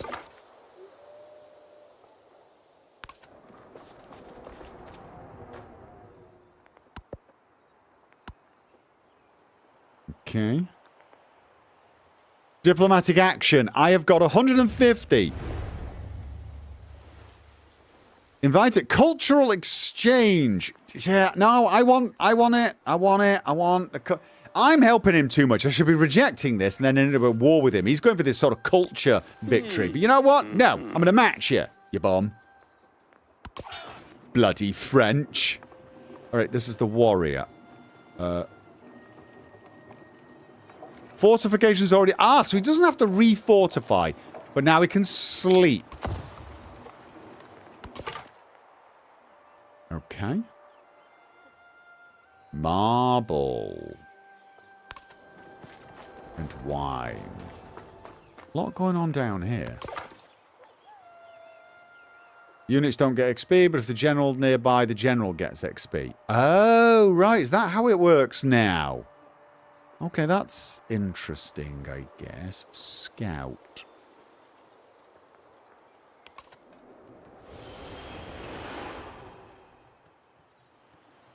Okay. We got salt. Use the scout button on your scout. What's that? Is that different to the button I've been using? Just not that. What's the scout button then? Lookout. Increase range by 1. Increase sight range. But is it this one?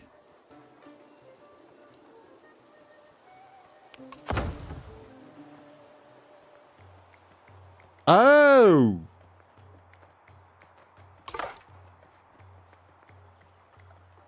Okay, so that just increases the range we can see. But that's like, isn't that... Search is the scout button. Now, I've been... That one we've been using quite a lot. That's... Silver! Getting a lot down here.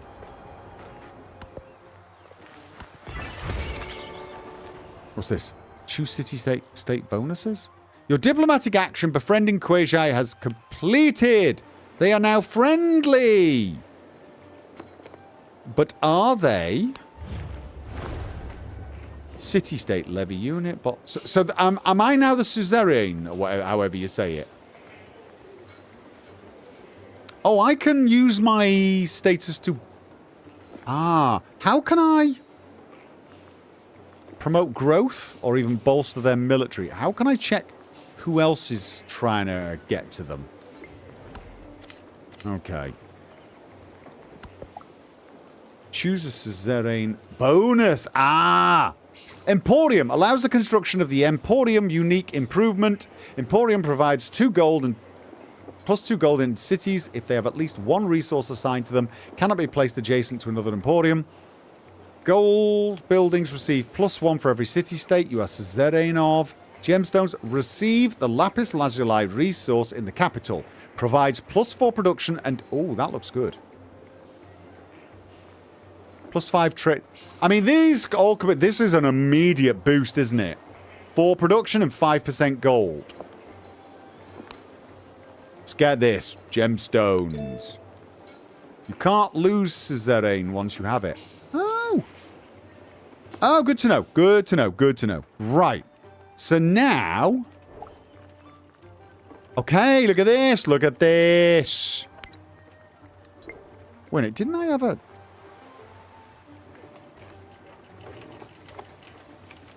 didn't I build a settler?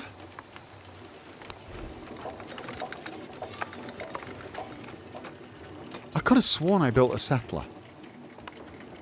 Did I not build a settler, guys? I could have sworn it's in the army. Oh, God, really? Why? Could you... get the actual F out of there? Wow! Oh, and it's no longer suggesting I go here. Why? It's suggesting I go there. Gold. Okay. It's not even suggesting I go up here. Oh, I am getting really locked out of this, aren't I? There? Close to a friendly state. Regional yield. Abundant resources nearby. Right.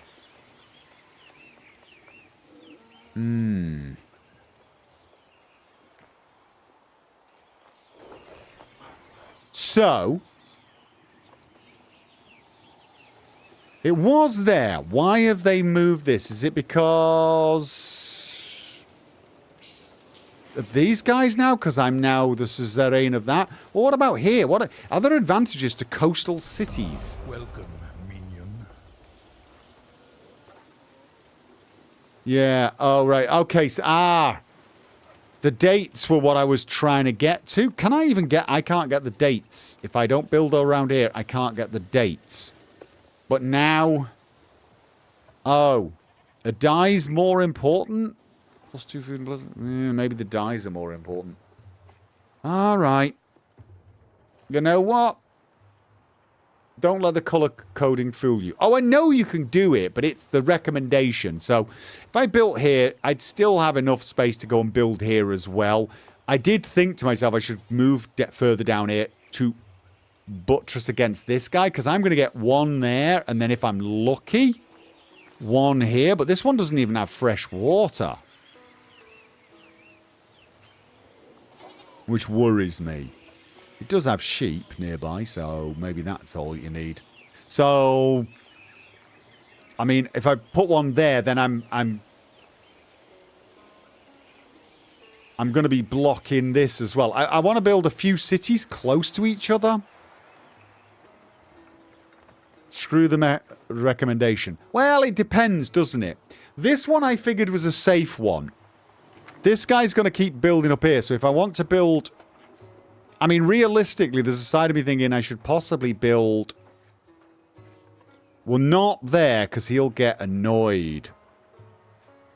But, like... yeah, somewhere like there.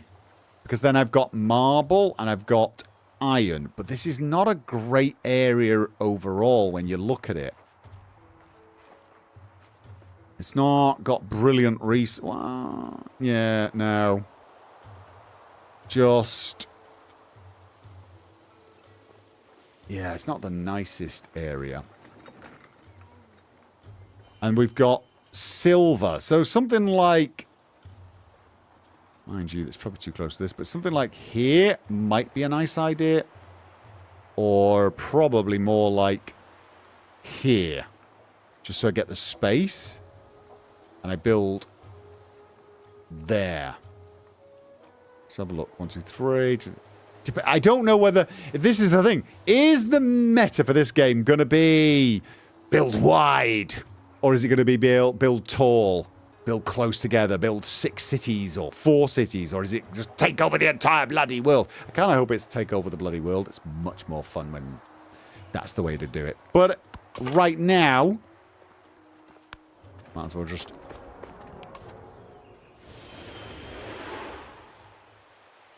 Build a city southwards and then go to war against him, claim the northern cities. It doesn't actually look like there are... Ah, there it is. He's not expanding much. I think I could probably build south a little easier. I could probably get... You know, one down here. And then one somewhere around here or something. Start filling out one... Where was it? Around here. And then maybe one here, and finally one here. Assuming he doesn't try to get across. But for now... From a strategic point of view, I feel like this or this would be the sensible thing. But again, I'm very reluctant. Defensibility is the priority and figure out resources later. There doesn't seem to be a defensive bonus on... tiles anymore, though. That's the big problem. So... I mean, the only thing you could do is, say, put it next to a mountain so you don't get surrounded. But I don't know. I don't even know if that makes it harder for you to defend because you have all your armies and you want to deploy them or something. On the coast is a good thing, you think? Oh. See, I'm still feeling like, yeah, something here. Because then I can ultimately get pearls. I can get dates. I can get elephants. I can get silk. I can't get that, though. That is the problem if I go there. If I go here, I can get gold, dyes... silk, and I can get the dates. If I go there, I can get the dates. Can't get this, though. So there's a trade-off no matter how I do this. Yeah. Towns on the coast. Yeah, sorry, I read that one.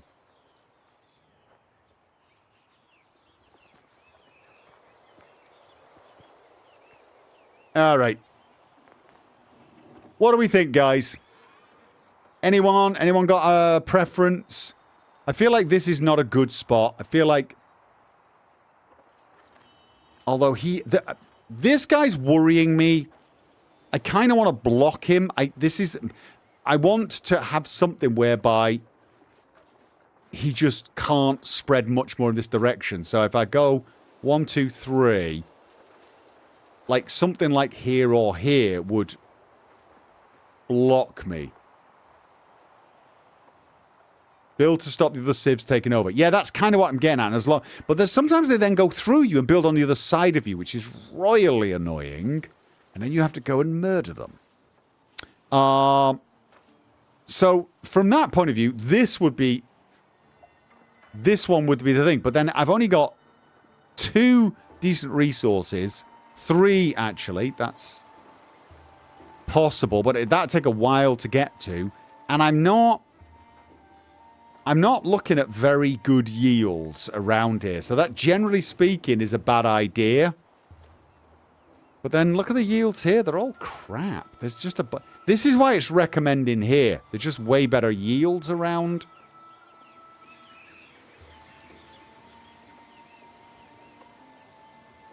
What do we have there? 2 happiness, 4 happiness to any other. Just got to build a lot more settlers. Yeah. I think I'm going to build there, you know.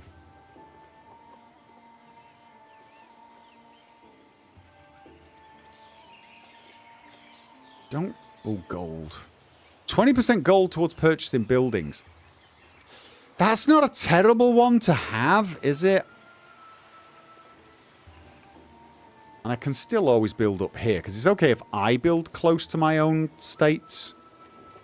Tell you what, let's do that. Where are you? Go there. Let's get that one up, and then we'll expand out. I want to get some good yields. I want powerhouse cities. It looks like your relationship with Ashoka, world renouncer, has changed due to agenda. Remember, you may not need to directly communicate with another leader for your relationship to strengthen. Oh! Have I not been paying attention to my... You've unlocked espionage action. Settle too close to another civilization's capital. I have not! No! No! I have not settled anything since we met. You settled near me. You son of a... You son of a bitch. You absolute...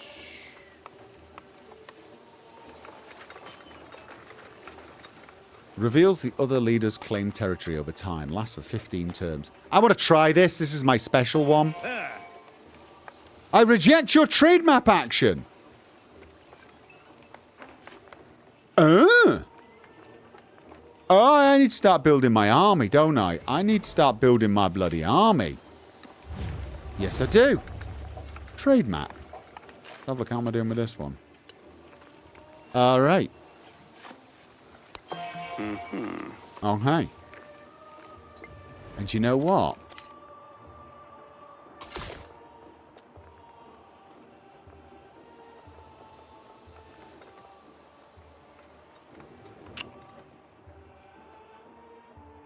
Yeah. Do I want to block him now because he's annoyed me? The answer is yeah, I kind of do. Let's see if I can make this work. Marble, that's going to give me production on wonders, but wonders only. There is a cave there that I've not investigated. Where the hell are my scouts? All right.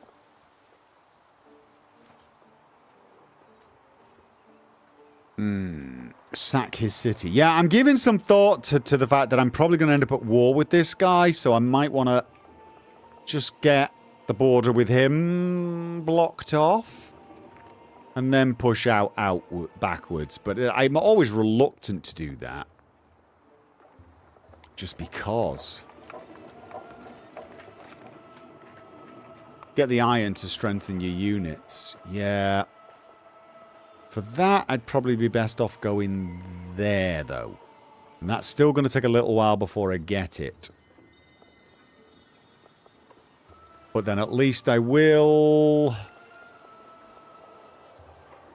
It's a horrible place to live, though, isn't it? And look at that! That's bloody horrible! Alright, you know what? Yeah. I'm doing it. We're going to build a warrior up there, and then we'll make a beeline for that iron. We've got another iron down here. Is it... Do you have to assign the iron to the place you build it? Difficult to know for sure. Oh, no, I've got... I will start seeing his territory over time, won't I? So I don't need to explore that too much now. There is another world, but it is in this one. The caged bird watches butterflies with envy. Okay, we've got saw pit, slinger. All right. So, tool making +1. Right, priesthood +1 scout movement and sight. No, I'm going to stick with this for now. And... bronze working still not an option because I need irrigation. Irrigation, right. Your games always devolve into war and dirt. Yeah. I mean, I was expecting that, to be honest. Code of laws. What does this thing... Study code of laws. Yep, study code of laws. Let's get that code... Choose a pantheon. Ooh! Influence on the altar. I can't do that one. Someone selected it. Oh, damn it. Goddess of festivals. +1 culture on quarters in settlement. God of healing. +5 healing for units in rural tiles. Goddess of the harvest. +1 on farms, pastures, plantations, settlements with an altar. God of the forest. God of the forge. With an altar. I need an altar. So I need to build an altar to get any of these bonuses. God of the sun. +1 culture, food, gold, happiness, production, and science. On the altar? Oh, right. It's +10% production towards constructing buildings would be nice. God of war. God of wisdom. +1 science on quarters in settlements with an altar, monument, oral tradition. Settlers might be nice, actually. Stone circles. Production on clay pits, mines, quarries in the settlement. Ugh. Honestly, don't know which one would be best. This is just an all-round. Let's go with God of the Sun. Yes. God of the Sun. Let's just build these altars. Oh, God. One strange day, the sun climbs into a midday peak and then vanishes. Obscured by a disk of darkness that wipes all light from the land. The rising wails of lamentation of fear are eerie. The great wolf has swallowed the sun. -50% science for 3 turns. The shadow will soon pass. Alright, so I've either got to have less science for 3 turns or a bit of unhappiness. Just get over it, people. The shadow will soon pass. Wow. My God. You shouldn't think like that, actually. Happiness of your people in this game is usually, well, in previous games, kind of important. Okay.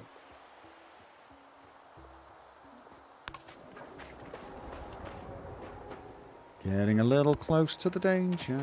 Where was... Didn't I... Oh, Codex is complete testament to our people's scientific rigor, but I believe the mysteries of the world could be grown. We should... Yada. What do you want me to do? You've achieved a great milestone in Persian science. Codex are essential for progressing towards a great library. Science victory in this age, but you will need to gather more provided ample space for them to be housed. Next, you want mathematics and build an academy. Fine. Yes. Brilliant. Okay, so I need to get out of there. Did I lose my other... Where's my other dude? He's... Oh, God, I completely forgot I'd stuck him on stalker mode, didn't I? Well, what I should be doing is making him... I wondered why I wasn't moving him much. All right. You can now build an altar, depending on the pantheon you chose. Well, that gives me pretty good stuff. Oh, but what's best? That gives me +1 production on camps. Woodcutters. There is a woodcutter somewhere here. I've got one up there, a woodcutter. So that would be +1 production on the woodcutter. Plus a normal +1. The brickyard is +1 on clay pits. +1. So both of these just give me +1. These should be together. But the altar, where should the altar be built? Oh.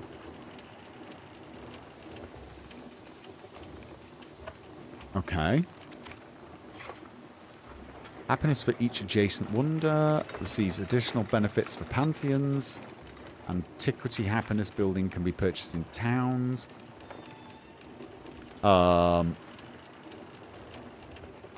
have to convert them to an urban. But it's not going to get any adjacency. Wait. They're all pretty much the same, aren't they? They're all pretty much the same. Could put it near the library. The altar. I guess. But none of these seem to have any difference whatsoever. So maybe what I should do is build it here so that I can sort of get out to this one at some point. Or should I just... Let's have a look at these. These take 3 and 3. I could get some more production going in this city. Mind you, that's also production. And everything else.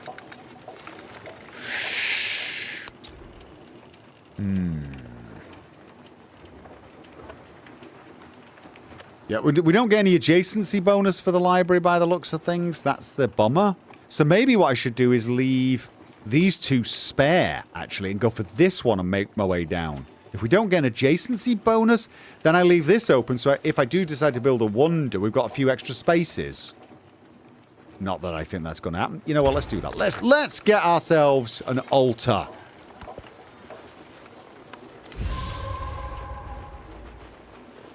What was that? Should I be looking at these guys? Rejected endeavor.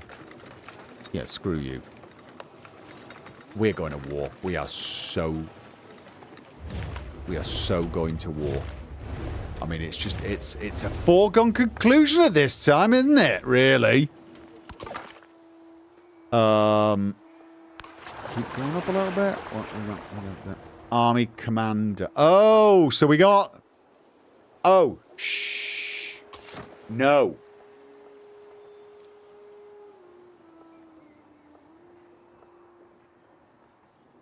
All right, then. So we got choices now. We can annoy them, because that's 2, 3. That's close to them. That is way too close to them. I mean, that's... I put it there, maybe, and then I get the marble. Oh, they got a settler coming. They got a settler who's going for my spot. I've lost this game already. I have bloody well lost this game already. Yeah, no, they're too close. I'm going to end up at war with 2 people if I do that, so I'm better off just getting a couple down here and just trying to tighten up, build up my army, and then just take his city. We're going to war, people. We might end up at war with 2 civilizations at this rate. Okay.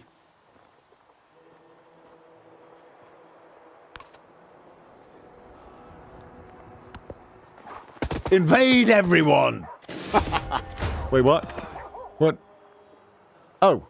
I lost my... God damn it. Alright. To be honest, I'm sort of thinking that I'm like scouted out for now. So iron then. Well, there's iron down there. So that's what I need to go for. Oh, you going for my spot? Oh my god, this is just GG, isn't it? I shouldn't have redirected. I should have just planted that settler ASAP.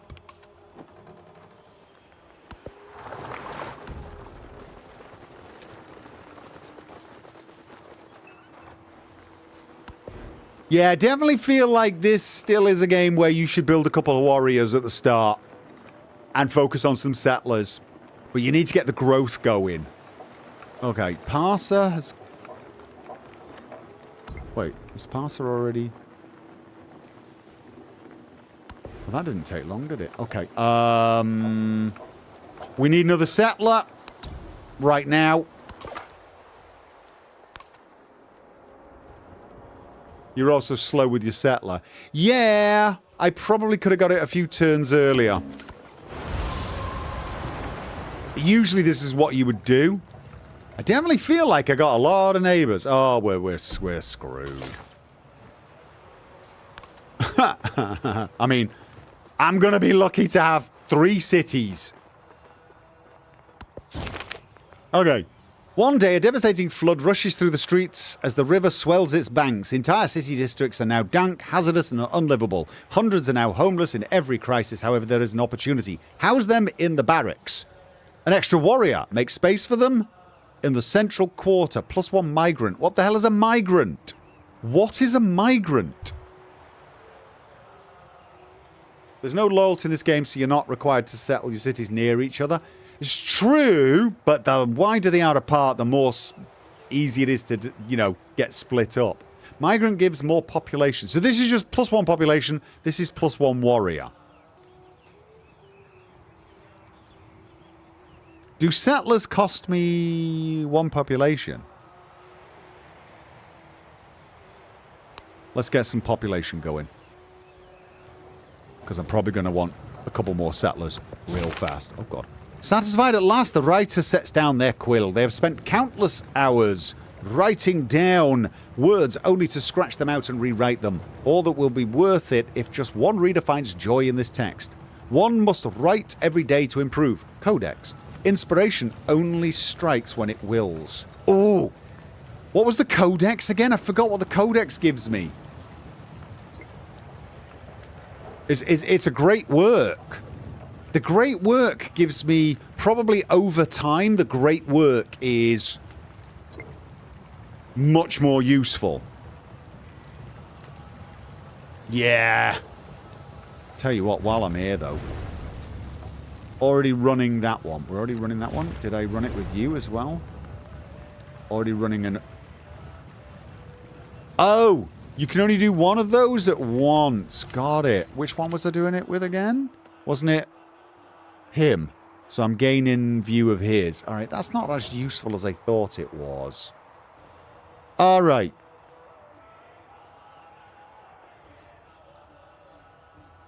Give me a second. Let me have a look what's going on. Yeah, so the river's flooded. Another civilization settled a town nearby. Yeah, you did, didn't you? Settled too close to another civilization. You bitch. You settled right next to my only city, and now you're going, you settled near to me. Oh. Diplomatic incident. Where? I don't understand that. I gained influence because of it, though. Oh! I gained influence because she settled too close to my city. Well, that makes sense, but why does she dislike me for it? That's bloody annoying. Alright. I think we go with the Codex. I think. Codex plus... Wait. Oh. It was pillaged? What? I'm sorry. How do I... Okay, how do I move this? How do I assign this? How do I get this assigned? Palace, library, pillar. I don't get it. I need another library. Oh, has my library been pillaged? Oh, for that's what they did. How do I repair library?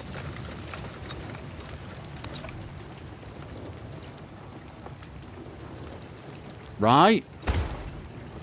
And please do that right now. Got it.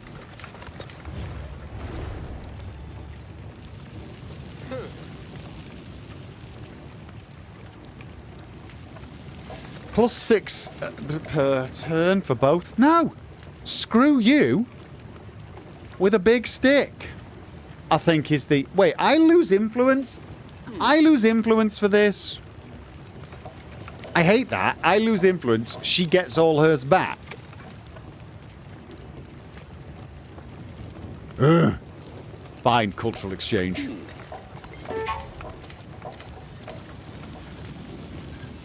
The flood wreck. Oh, it was the flood. I see it now. Right. I thought it was something to do with the diplomatic thing. I'm getting a little bit confused by... Oh, wow. I'm going to have to repair everything? I don't have builders, so I'm assuming I do that. Trailing and civics. Take me there. What was that? Trailing and civics. Trailing in civics? What? I'm sorry, take me where? Here? Is that just saying I'm behind them in civics? Yeah, okay. At this point, I don't even know what the hell's going on, so let's just...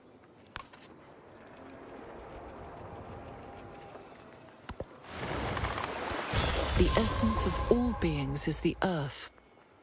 The earth water. The water plants. Plants man. And man speech. Right. Okay, happiness measures your people's satisfaction with you. Well, we're currently at +3. Settlements send you excess happiness. After enough excess happiness is accrued, you will earn celebration. Settlements with negative happiness will receive yield penalties. To earn happiness, settle near fresh water, slot resources that grant happiness, and construct happiness buildings and wonders. Poor settlement management and ongoing wars can reduce happiness in settlements. Don't fret, your advisors are here to monitor you. Lafayette is inviting you to start a local festival together. +2 per turn. He gains 2. Do I need the You know what? Sure.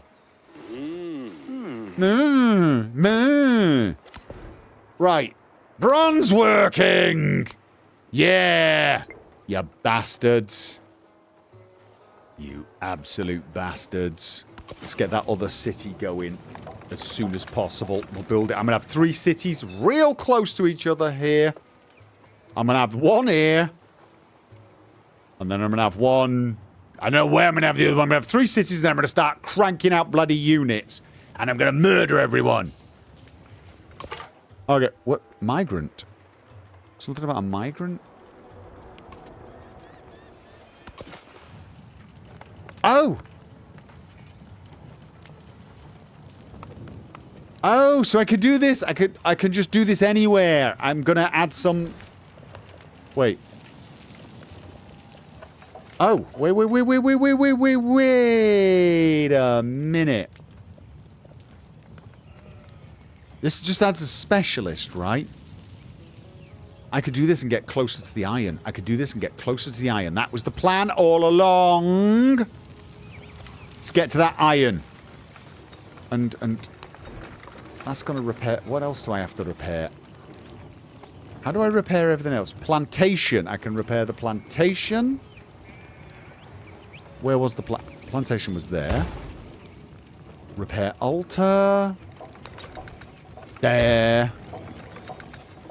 Okay, so that'll repair them.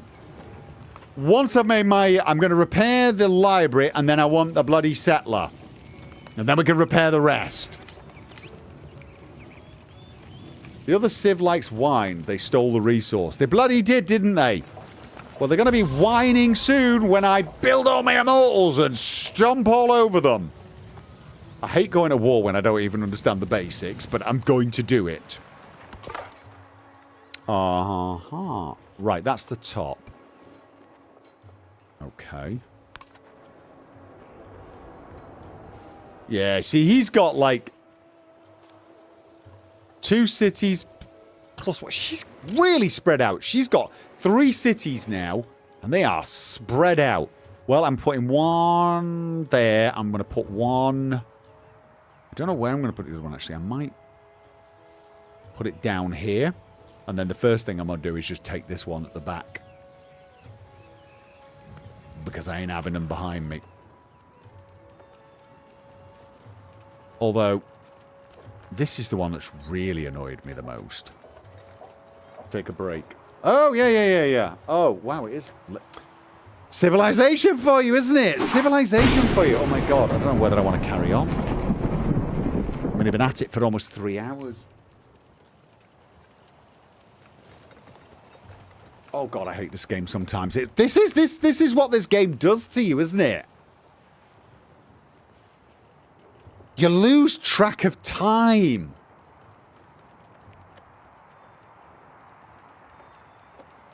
You lose track of time.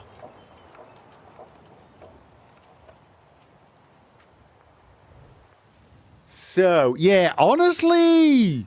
This game took a turn for the worse, didn't it? I think the initial confusion, faffing around a little bit, wandering around with the mechanics, I didn't get off to the best start. But honestly, at this difficulty, I wouldn't have expected to have to. I'm kind of surprised by the fact that I've got 3 civilizations on it that are really just basically expanding over me. So the civs definitely move quickly. I mean, granted, I move slowly, but again, playing on an easy difficulty, I kind of assumed I had a bit more wiggle room to learn the mechanics, although the mechanics are...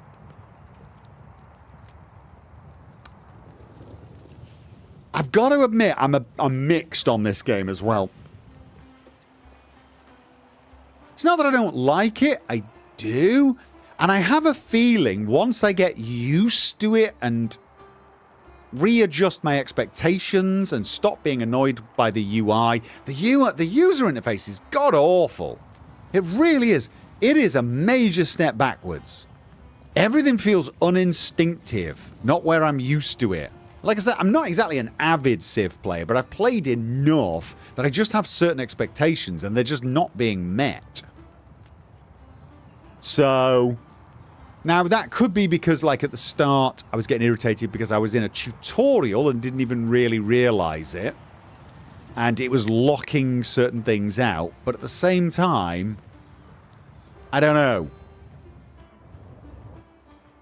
I can't say the user interface is really gelling with me. I also have to say, I don't really feel like this is a visual improvement over Civ 6. Does anyone else think it's an actual improvement? It's been a little while since I played Civ 6, but not that long. Maybe the units are a bit more detailed. I think it'll probably be over. I'd say we just go... I'd say we just call it. It's midnight. I am actually shattered. Just now that I've stopped for a second, I'm beginning to realize this game just takes you away. There's so many things about it that just seem a massive step backwards. And yeah, I'm comparing this to previous Civ games, and some people are going to say, well, you're probably comparing it to Civ 6 with all of its expansions. But I'm against that thought process. In my mind, when you have an expansion pack for a game, and it adds a bunch of new mechanics, those mechanics become vanilla. They become expected in the next game, in my opinion. Within reason. Within reason, obviously. I feel like there's a ton missing here so that they can re-add it for DLC, and I don't like that idea. But that just might be because I'm not really on top of how the diplomacy works, and I'm not really... I mean, I haven't even made a trade caravan or anything, even if... Oh, can you make trade caravans? I haven't got my bearings with this game at all. And I've barely built anything. There's 3 hours of playing Civ 6. I'd have built 4 or 5 cities by now. I'd have multiple districts. I'd be, you know, probably at war with someone. But, again, it could be because I'm not quite... How come the other civs can ask you to do things but you can't ask them? No, you can. You actually can. I've got a trade map running with someone. I just don't know who it is. So I've got some endeavor running, and I think it just runs. I don't know. See, that's the other thing. I don't even know where I can see endeavors. What endeavors am I currently running? Because I think I'm running an endeavor.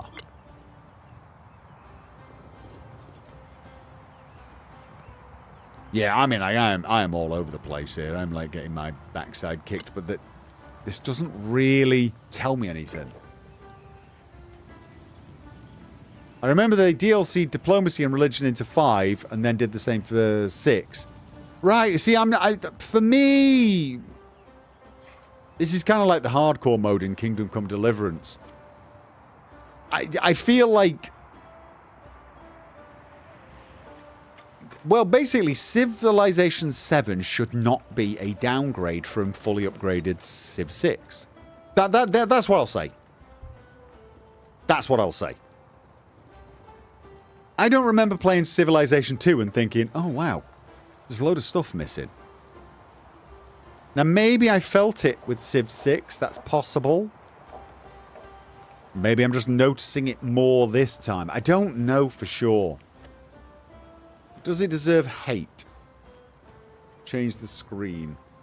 Well, yeah. I don't know. I don't know whether it deserves the hate. I think it does deserve the criticism. So, the answer is probably yeah. Is the overlay supposed to be on? Yeah, we're done for the day. We're done for the day. I probably should go for ending, but I didn't want to get rid of the screen so you could just see I'm still looking at the screen and waving my cursor around a little bit. Yeah. Civ 5 felt like a massive step forward over 4. Yes. 6, I think, felt like a step forward, but with some steps missing. And obviously, I have not ended an era yet, so I've not seen what this game really truly has to offer. I'm going to have to watch an age pass to the next one and judge that. Of course, that's going to be so new. That is going to be so new that I don't know how I'm going to feel about it, but I'm going to try and be open-minded about that. But I will say at the moment, it's not that it's not fun.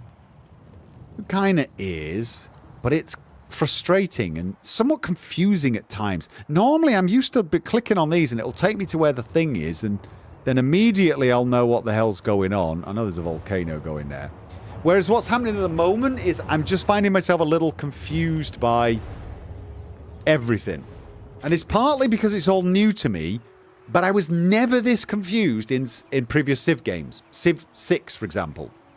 Never streamed them, so that is another thing to take into account. Obviously, streaming at midnight, I'm tired. But I remember playing these games until I was falling asleep in my seat. So there's just something about it. It's just not gelling. Quite. But again, I'm open-minded enough to give it... I'm definitely going to play it a little bit, probably off-stream. The horrible thing is, you are actually making me want to play it a little. Are you going to play the game off-screen? Oh, yeah. I'm definitely going to give it another chance. I may even stream it again. If I stream it again, what I'll probably do is just start a whole new campaign and see what happens. See if I get off to a better start. Although, again, I mean, I'm only 19% the way through this age. Didn't 4 let other civs settle in between your cities unless you had them way too close? Oh, yeah. Civ 4, you could, if you left a space, a settler would, like, nip through it and then settle, and you'd be like, you cheeky actual... So with the way they handled, like, the cultural spread in the later civs, I did prefer. Everything felt, to me, every single civilization has felt like a step forward. But even the way your influence spreads in this game feels more basic than in the past game. Well, it feels more like because you've got control over it directly, which I like. I guess it's just going to require getting used to it. But visually, would anyone want to disagree with me? Does anyone think this is a massive visual step forward? I mean... it might actually be. I mean, it might actually be slightly better detailed and more textures when you zoom right in. But there's something about the terrain that's kind of boring. That could just be a bad starting spot that's just boring as hell. You know what I mean? But like... flat grassland, rough grassland, where are the hills? Surely that's hill. Rough tundra. I mean, we got mountains. We don't actually have hills. Where the hell are the hills? Do we not have hills in this game? Or am I just completely unlucky and it's just a bunch of desert plains and mountains? Rough might mean hills. Okay. They don't... Yeah, you're probably right, but they don't feel like hills, do they? Do they feel like hills to you? You're probably right. You know, I think you are. But, again, so visually, I'm not feeling it's an improvement. I like the idea of the rivers actually being in the hexes now. I quite like that idea. That is interesting. Being able to sail up rivers with boats is going to be a big game changer. So that's definitely good. Oh, is this a wonder? This is a natural wonder, isn't it? Oh.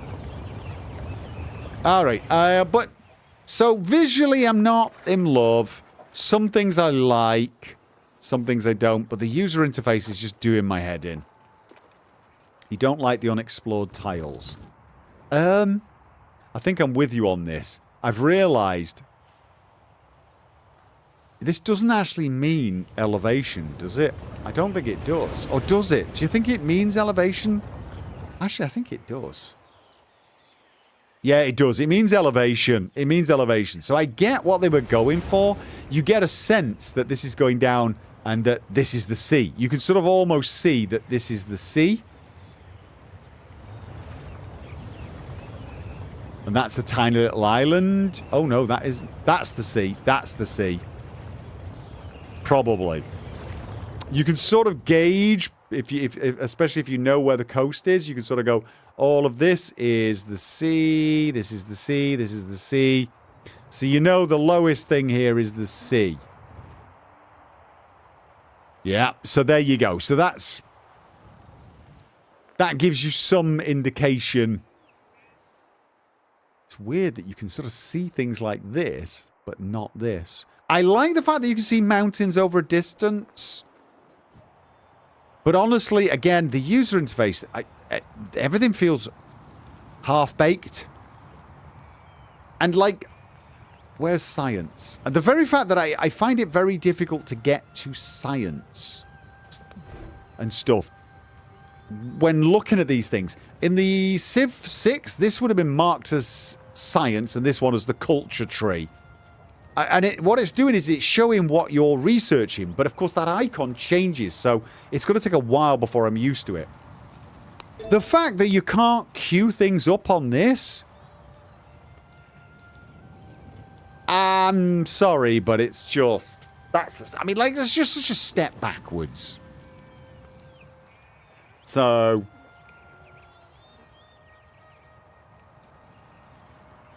and I can't rename cities or units.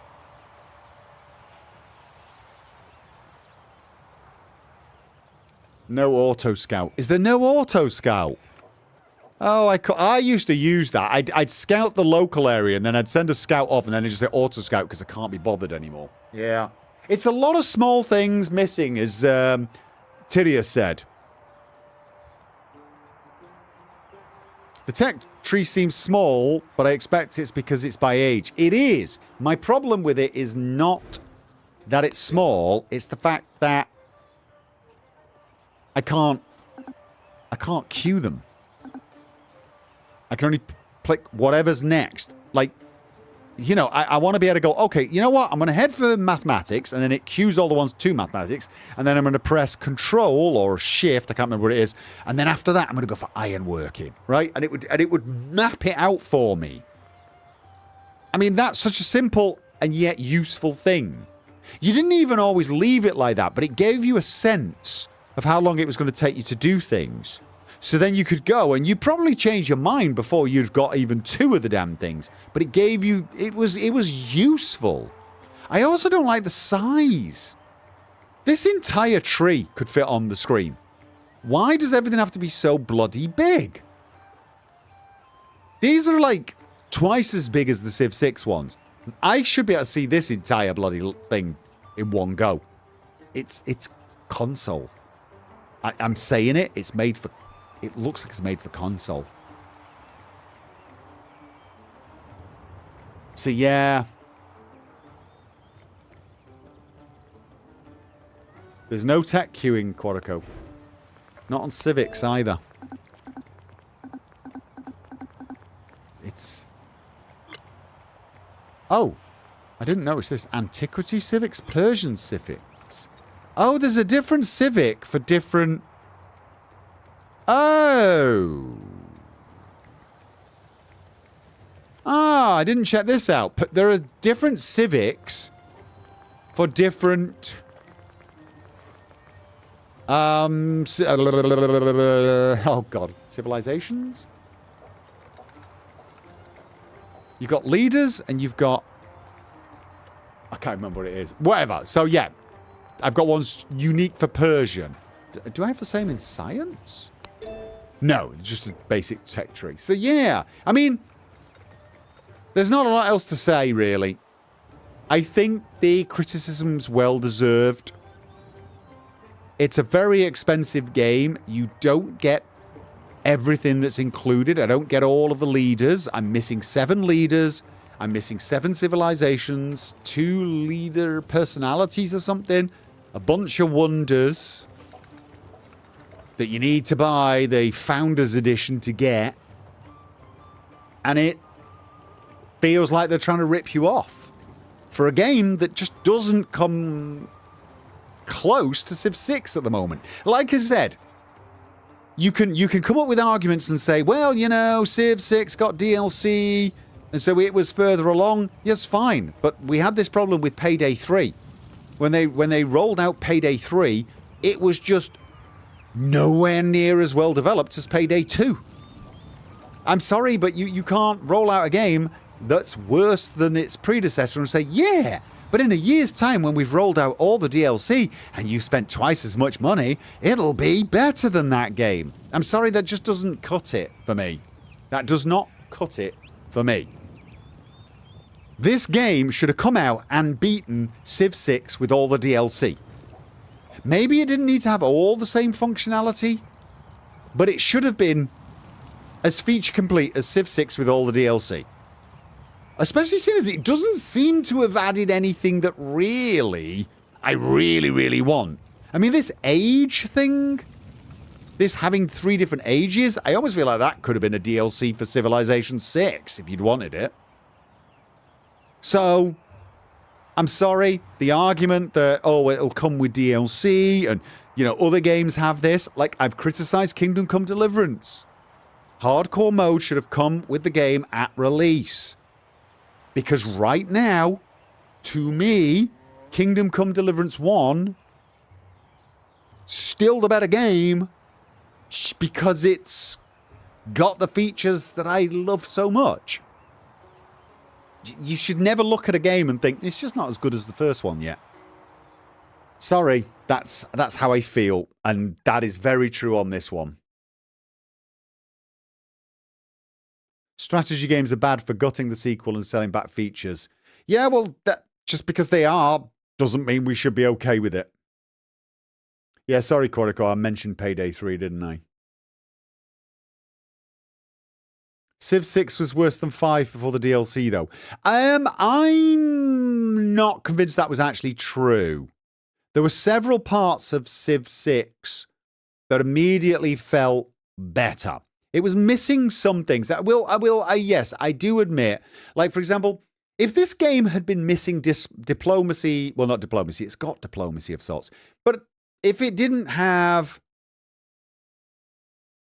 well, I don't know. I mean, does it even have religious victories and stuff? It doesn't have all these things. It's not the fact that it needs to have everything that Civ 6 has, but general gameplay, the stuff that made Civ 6 great, a lot of it's just bloody missing. A lot of it is missing.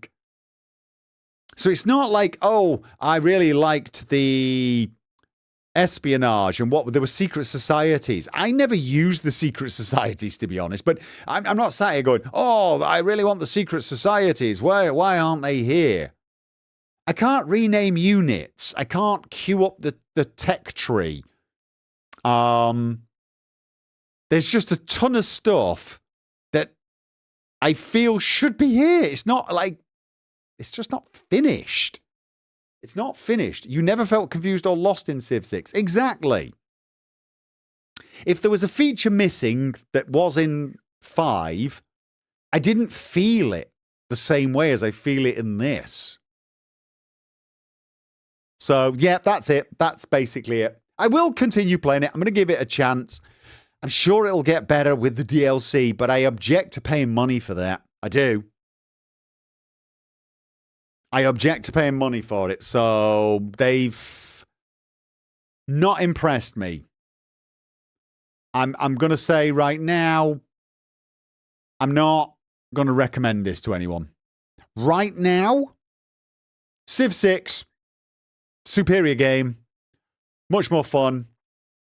If I was playing Civ 6 now, I'd probably be up till 6 in the morning. So, yeah.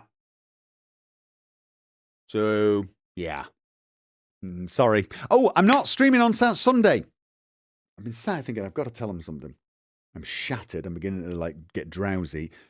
Sunday, family thing happening. No stream on Sunday, so we will not be continuing with this anyway. I'll be back next Thursday, I think. I doubt there'll be any surprise streams. I will also tell you guys, I'm still unsure what I'm doing with Kingdom Come Deliverance 2. There have been some mods released where it mimics some of the hardcore things, the most important things, to be honest. It removes the map marker, the compass, and the combat UI. And that's the absolute essential. So, I am entertaining the idea of starting Kingdom Come Deliverance, a proper Let's Play, but with those mods installed. It won't be quite the same as the hardcore experience. I won't have the Sleepwalker perk or trait, which will be a shame, seeing as I was sort of hoping to carry on from, canon, my original Henry, who had that perk. But at the same time, to be honest, that just added the odd moment of comedy. So I could live without it. And of course, there's no guarantee that the hardcore mode that comes even has the same traits. So, and Henry did get reset. So if Henry isn't a Sleepwalker, yeah. But I am now thinking, use some mods to mimic hardcore and just go in. And part of that is because both Stalker 2 and Fallout London are coming to natural breaks. Fallout London will come in about 3 weeks. Act 1 will end. I've already started recording Act 2.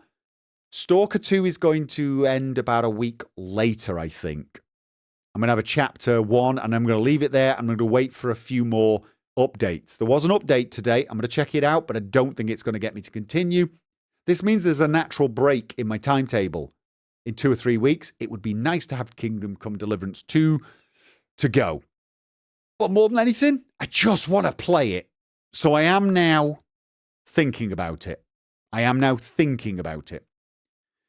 So it's a toss-up now. Do I wait for hardcore mode or do I just mimic it with mods? Just letting you know, that's the consideration. So, thank you for joining me. Thank you for your feedback and help.